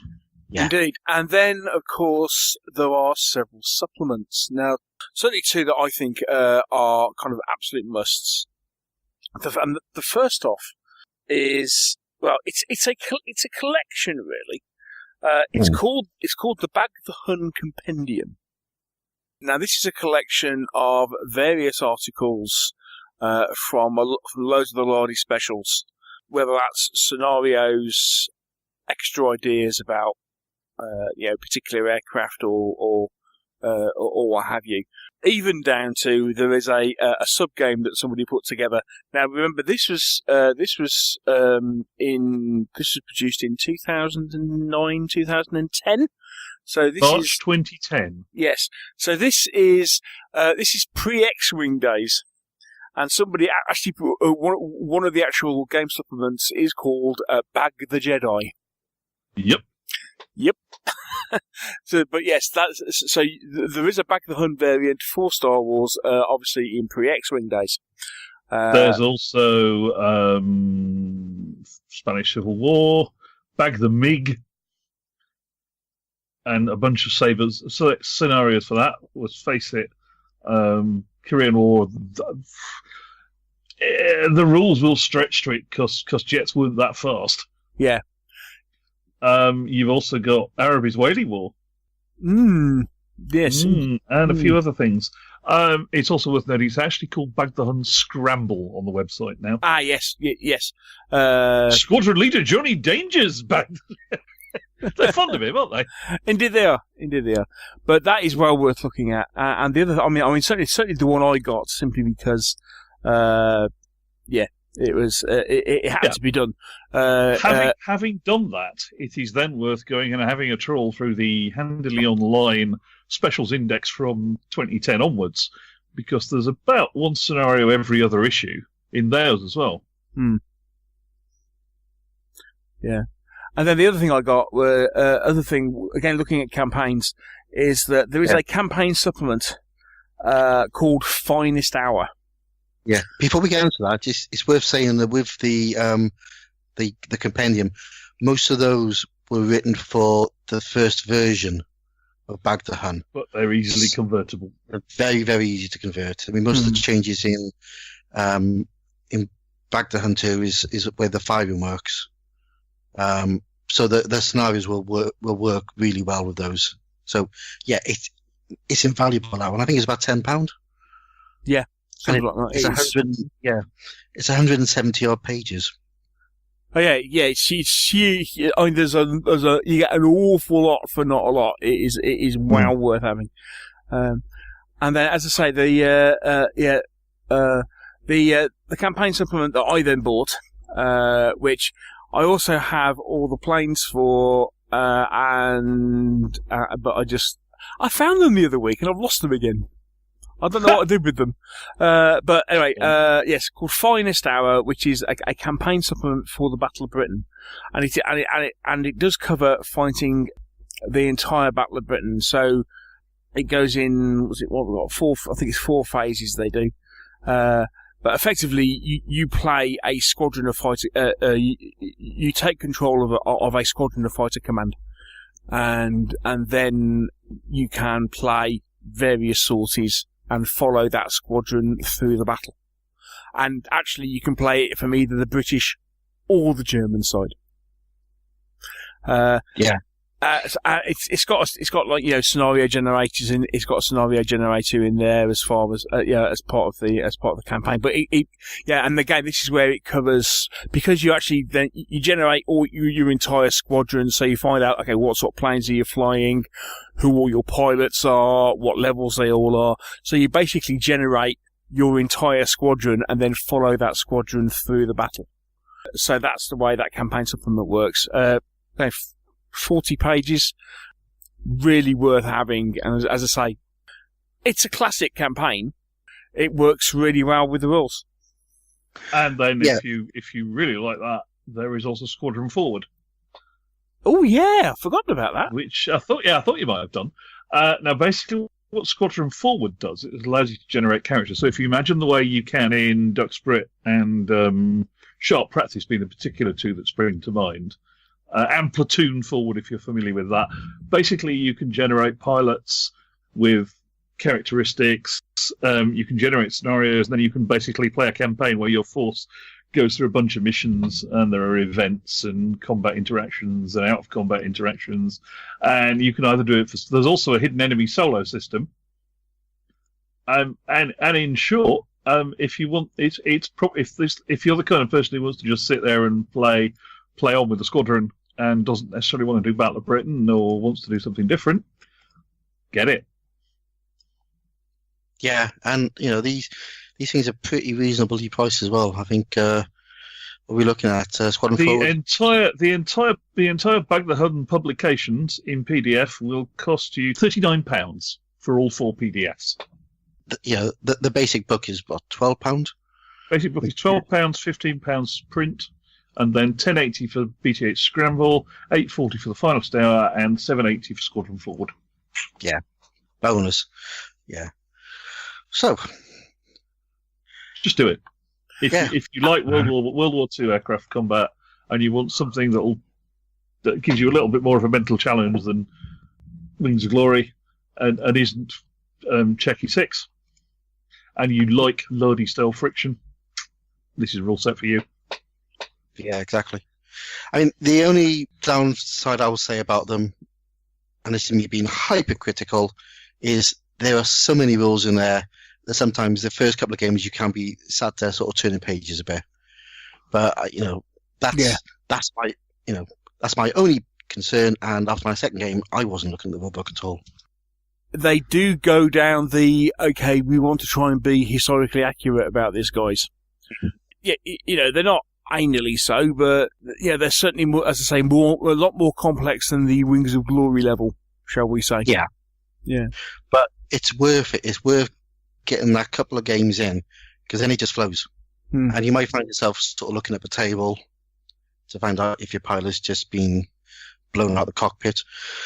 But the basic mechanic is really good, and you get there's QRFs around on the Lardy site, and there is. I was just in fact looking for that.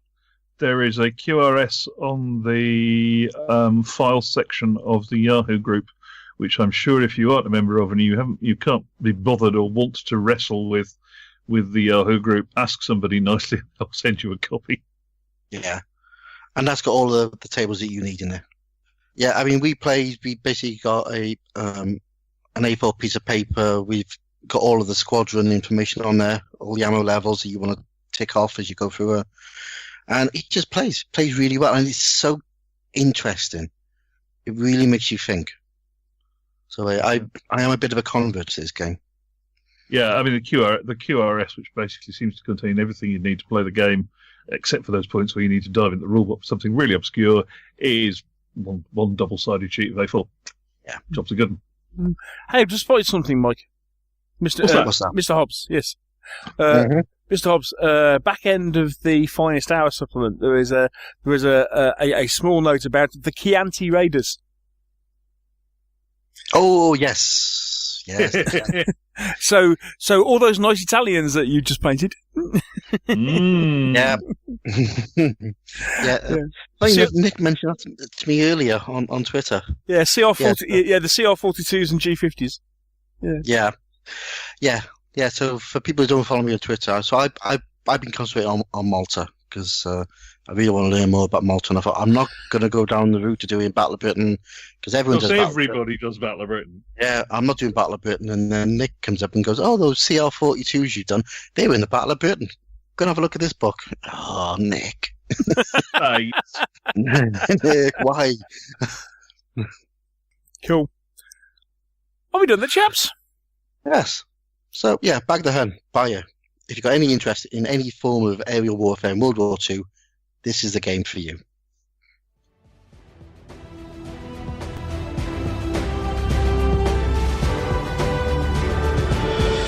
We hope that you're enjoying this episode of the Meeples and Miniatures podcast. If you are, would you like to support us? There's a couple of ways of doing so.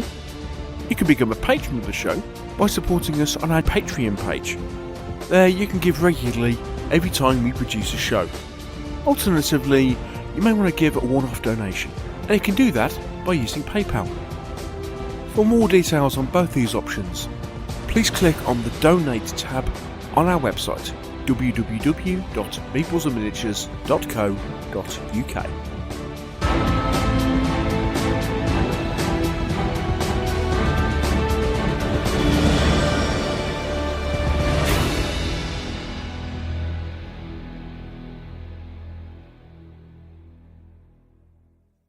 So that was Bag The Hun. Cool. Blast from the past. Yeah, as I say, with you playing that, I mean, obviously, is Jeff taking it to Mock-It On? He is, yeah. He's doing an assault on some American carriers in the Pacific. So lots of Zevos flying around. Cool. Yeah. So that's got me interested in kind of thinking, where did I put my Battle of Britain stuff? It's in a box around here somewhere. The other amusing point is, of course, if you want other sources of miniatures, there's probably nothing to stop you buying the ones from a certain new Warlord game. Oh, Yeah. did not? No, quite. Yes, Yeah, because they are lovely miniatures. They're very nice minis, and because are they 1/300th? I think they are, yeah. Yeah.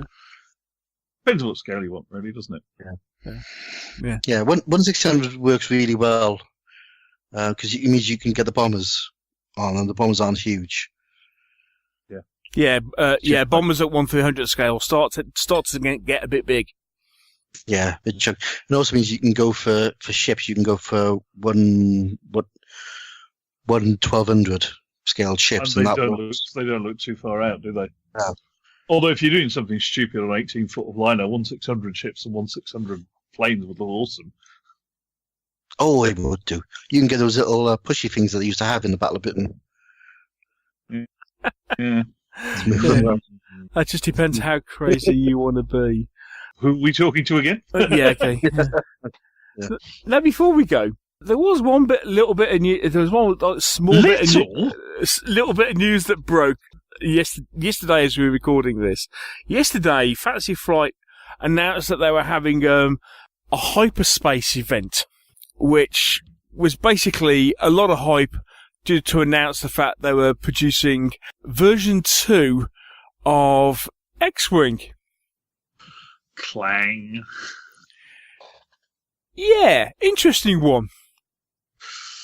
What do you reckon, guys? I must admit, my first reaction was, this is a spoof, right?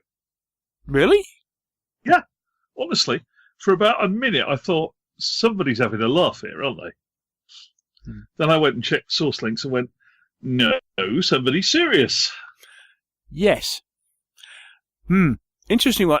From what so if you're not aware, if you've been hiding under some sort of rock, as I say, Fantasy Flight Games announced that they were producing a second edition. Although it isn't labelled a second edition, it's just called X-Wing. But they are producing. Yeah. It's called X-Wing 2, actually. I don't think it's on the box. I think. I know they've been talking about version 2, but actually on the box it's still labelled X-Wing. But yes, they are doing a second edition of X-Wing, and they are revamping quite a bit of it. So all your tokens are new pilot cards, new upgrade cards. Yeah. Now, I mean, it was interesting how they started off, and they said apparently they have sold across their entire Star Wars range of products. Okay, so that's obviously includes the living card Armada, game, Legion, yada Rebellion, yada yada. Yeah. They have sold over 20 million units. Okay. 7 million of those units are X-Wing related. And they're not a pound each, are they? No. I mean, let's be honest. No. Let's be honest. No. Yeah. Now, I think it was. I don't think it was last year. I think it was the year before when they did their state of the hobby address. I think it was 2016 when Christian Peterson did the state of the hobby address from. Which is something they do every year from Gen Con. He said then that X-Wing was their biggest seller by some way. And I don't think... Not say as I'm surprised. No. And they were saying, okay, the scale of the issue, apparently they currently have they have 53 ships in the game, 53 different ships in the game. So it's got big, well, basically they're turning around and saying it's got big and unwieldy, and it's creaking under the seams, and it's at the point where the FAQ is becoming unmanageable. They're having problems with game balance, with new ships, and essentially they need to do something about it. Yeah, it's fair enough them doing a second edition. I mean, it's been out for 5 years. 5 years. A Yeah. while. So I mean, you can understand what they do, and to be fair, they've turned around and said, okay, Wave 1, all your first edition ships are not going to be obsolete. Okay, your models aren't going to be obsolete. Everything else is. you know, all your cards and all your counters, throw them away. But at least they're doing it the sensible way. Yeah. I mean, okay. The thing is, okay. So they turn around and say, okay, right. You can keep your first edition ships, but you'll still have to buy a new base game, and you will have to buy a conversion kit. And they're doing conversion kits, and they're doing one for each faction.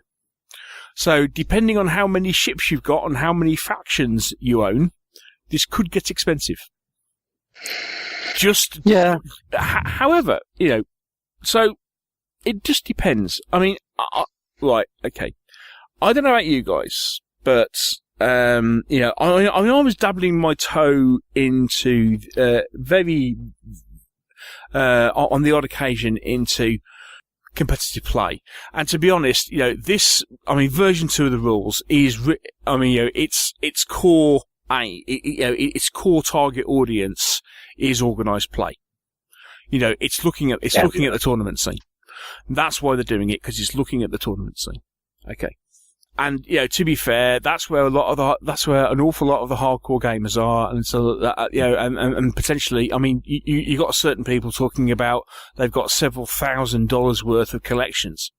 And it's like, you know, people are going, well, if I just buy the upgrade kits, it's going to cost me, you know, $200 or $300 just to upgrade everything I've got. And I say everything else in the game is changing. You know, the maneuver dials are changing, what have you. Mm-hmm. Having said that, they are doing some interesting things.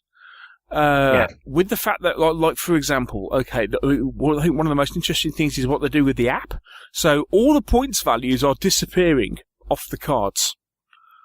All you have is your upgrade cards and your ship cards. Nothing has points on them. They're all managed by a brand new freely available app. And what they turned around to say, well, we're putting it in an app because he said the problem with version 1 is that everything is printed. Yeah. It's very difficult to change anything that is printed material.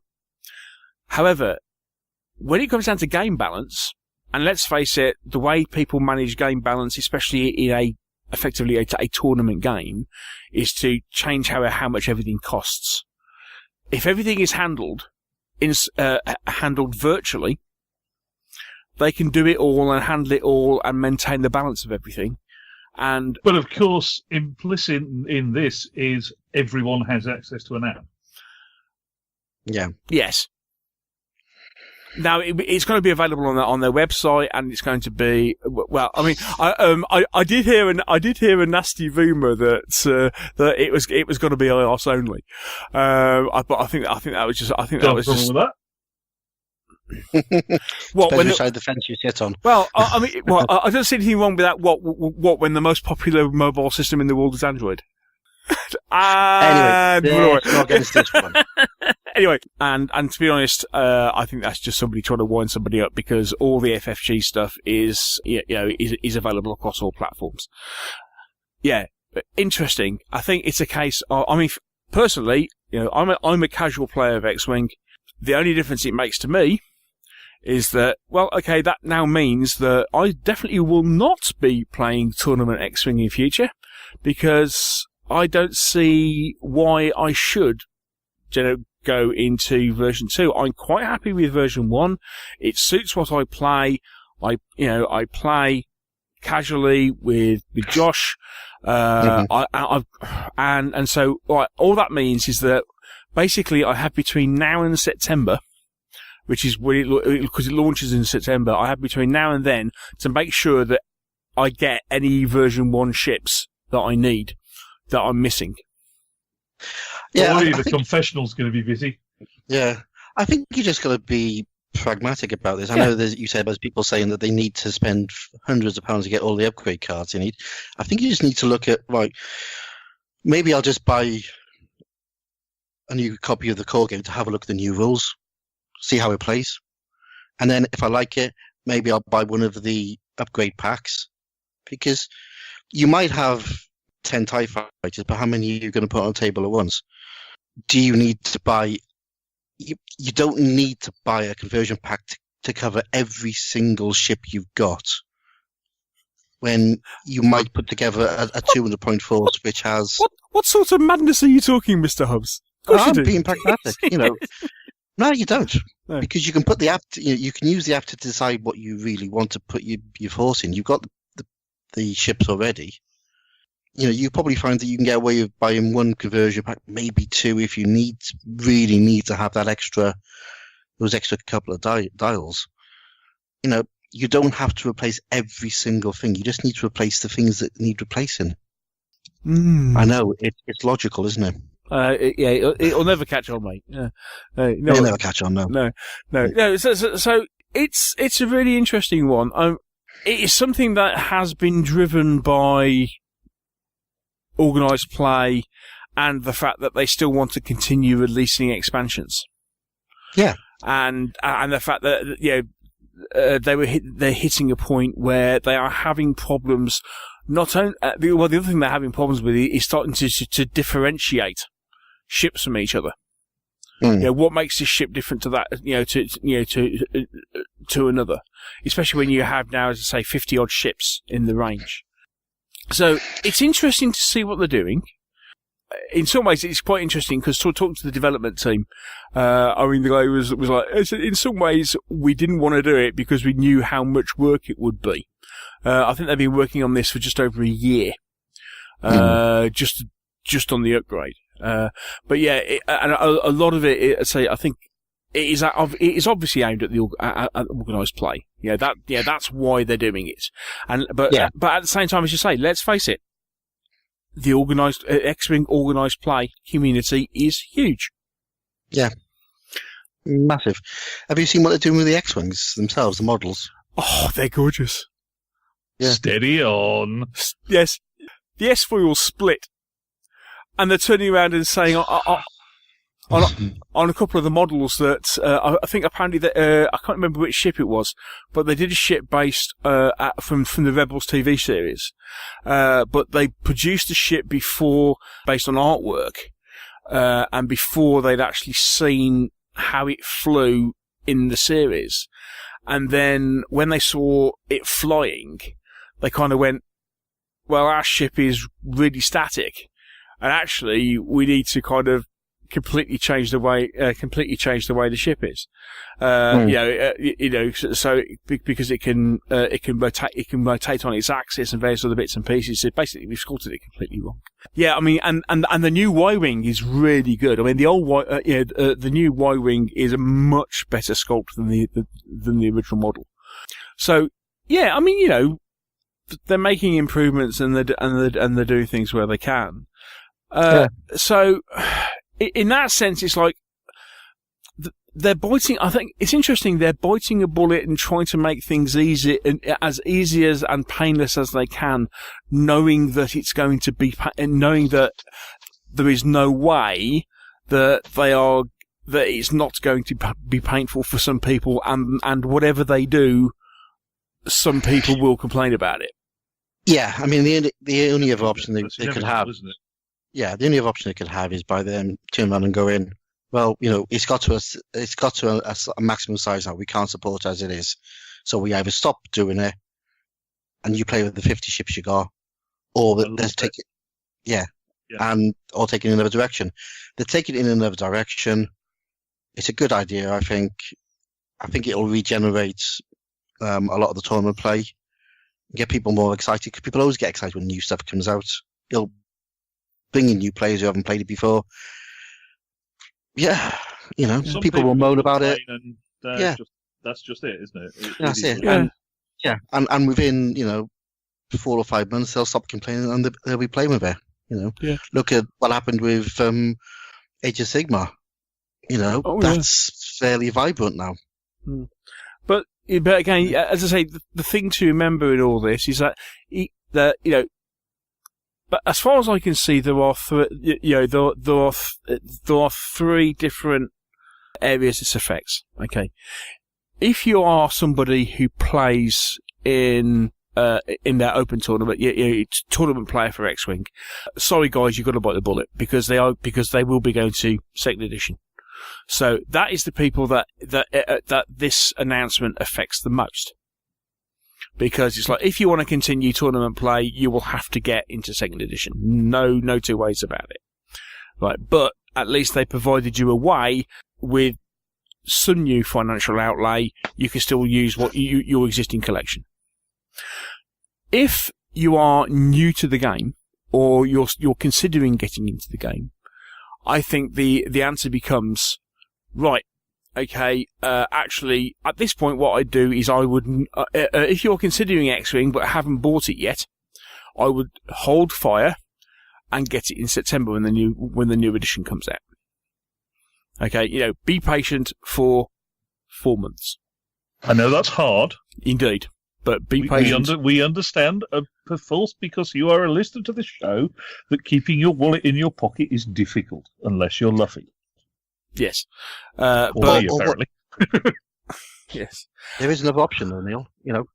If you are thinking of getting into the game, give it about a month or so, and then start going on to Bing and Buy. There could be shed loads of stuff on Bing and Buys. Go and buy that cheap. Because some people are bound to throw their toys out the pram.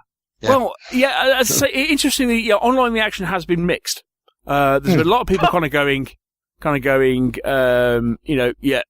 yeah, it's just inevitable, fine. Other people really throwing their teddies out the pram about it. And yeah, as you say, there will be, yes, I'm sure some people will be going, okay, that's it, and they're getting rid of the collections. The third group, and this is a group that, as I said, I fit into, are the casual X-Wing players who have first edition and only play it casually. And these are the people who have a decision to make. And the decision is simply this: are you happy with the ships that you have, or do you still want to be able to buy the new ships as they come out? If you're happy with what you've got, then there is no reason at all for you to need to upgrade if you're playing it casually. Okay, especially if it's in a closed group. If it's a case of your group includes people who will play second edition, then maybe that will drive you in another direction. But certainly, if you just play like me, I'm very much focused on Galactic Civil War, so I've only got Rebels and Imperials, and it really is 4, 5, and 6 and stuff within that. I'm looking at Heroes of the Aturi cluster as a campaign, and so I pretty much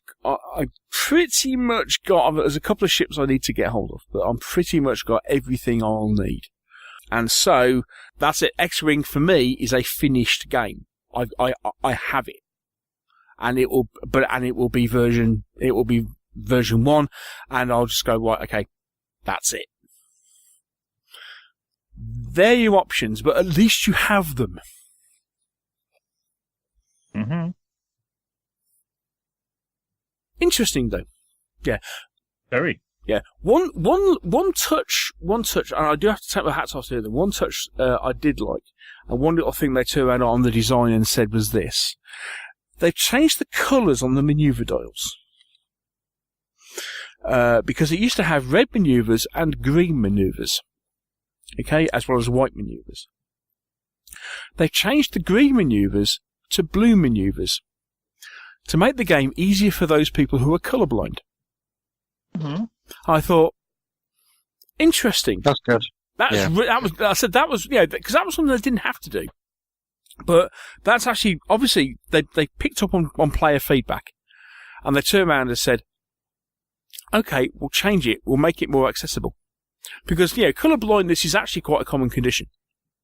And so, I thought, something they didn't have to do, but something they just incorporated.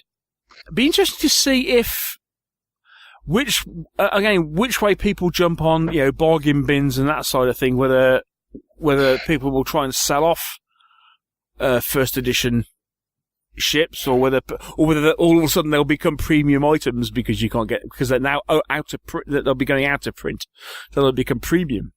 Depends which way. It'll be interesting to see which way it'll go. Indeed.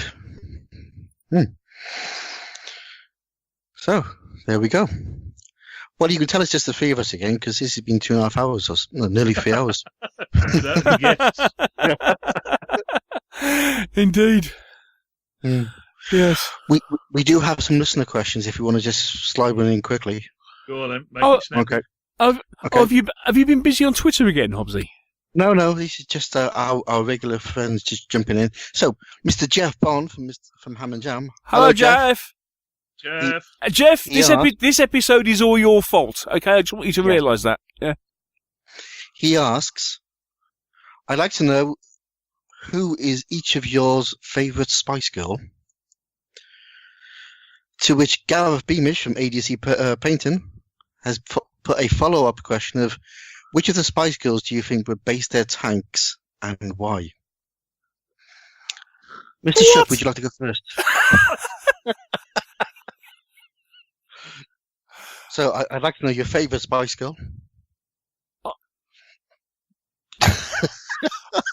My favourite Spice Girl? Favourite Spice Girl. And why? Oh, no, sorry, just your favourite Spice Girl. I never had a favourite Spice Girl. Oh, okay. Sorry, really boring. I wasn't into the Spice Girls at all. No? No. Oh, okay. Sorry. No, okay. Okay, so which of the Spice Girls do you think would base their tanks and why? Baby Spice, because she's a sensible one. Mr. Whittaker, same two questions for you. Oh, God, dear Lord, Father, my God. Favourite Spice Girl, quite genuinely, is Sporty, because she's actually the best vocalist of the lot. Take a listen to her solo stuff. It's actually really good. Yes. I will agree with you there. She's definitely the best vocalist. Yeah. Which Spice Girl would base their tanks? Well, Ginger, because she's nuts.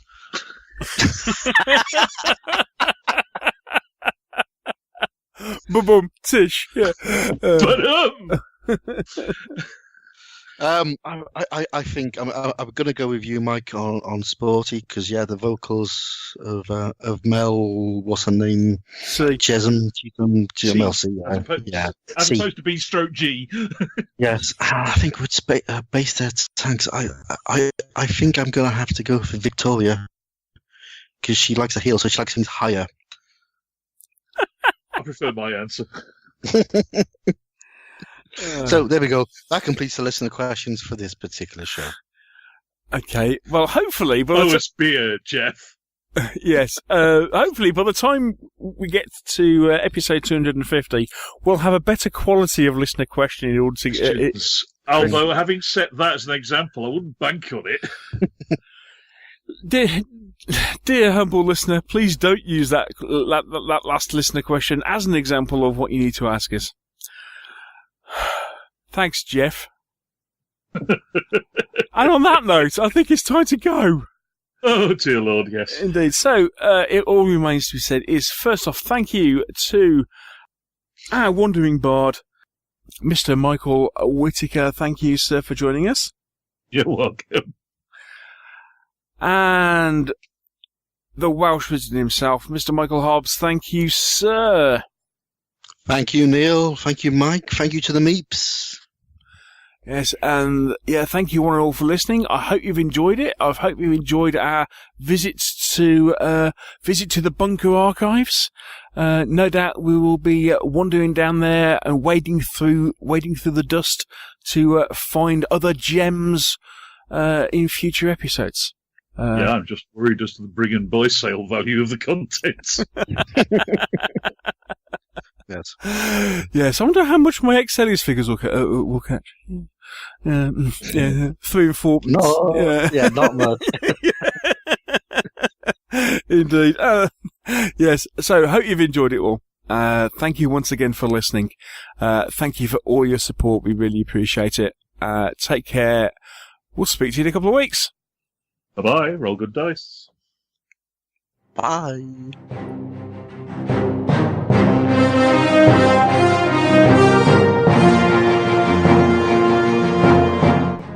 Thank you for listening to the Meeples and Miniatures podcast. If you've enjoyed the show, why not share it with others by leaving us a review on iTunes? And if you have any comments or questions, you can always email the show. The address is info@meeplesandminiatures.co.uk. And you can also visit our webpage, where you'll find a complete episode archive, all the View from the Veranda podcasts, rules reviews, and our blog of hobby items and news, which is updated several times a week.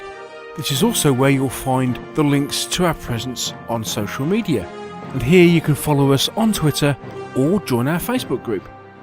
And finally, here you can also find details should you wish to support us by making a donation to the podcast. All this on the Meeples and Miniatures website, www.meeplesandminiatures.co.uk. The Meeples and Miniatures podcast is licensed under a Creative Commons Attribution, Non-Commercial, No Derivatives 3.0 Unported license. Thanks again for listening, and we'll see you in a couple of weeks.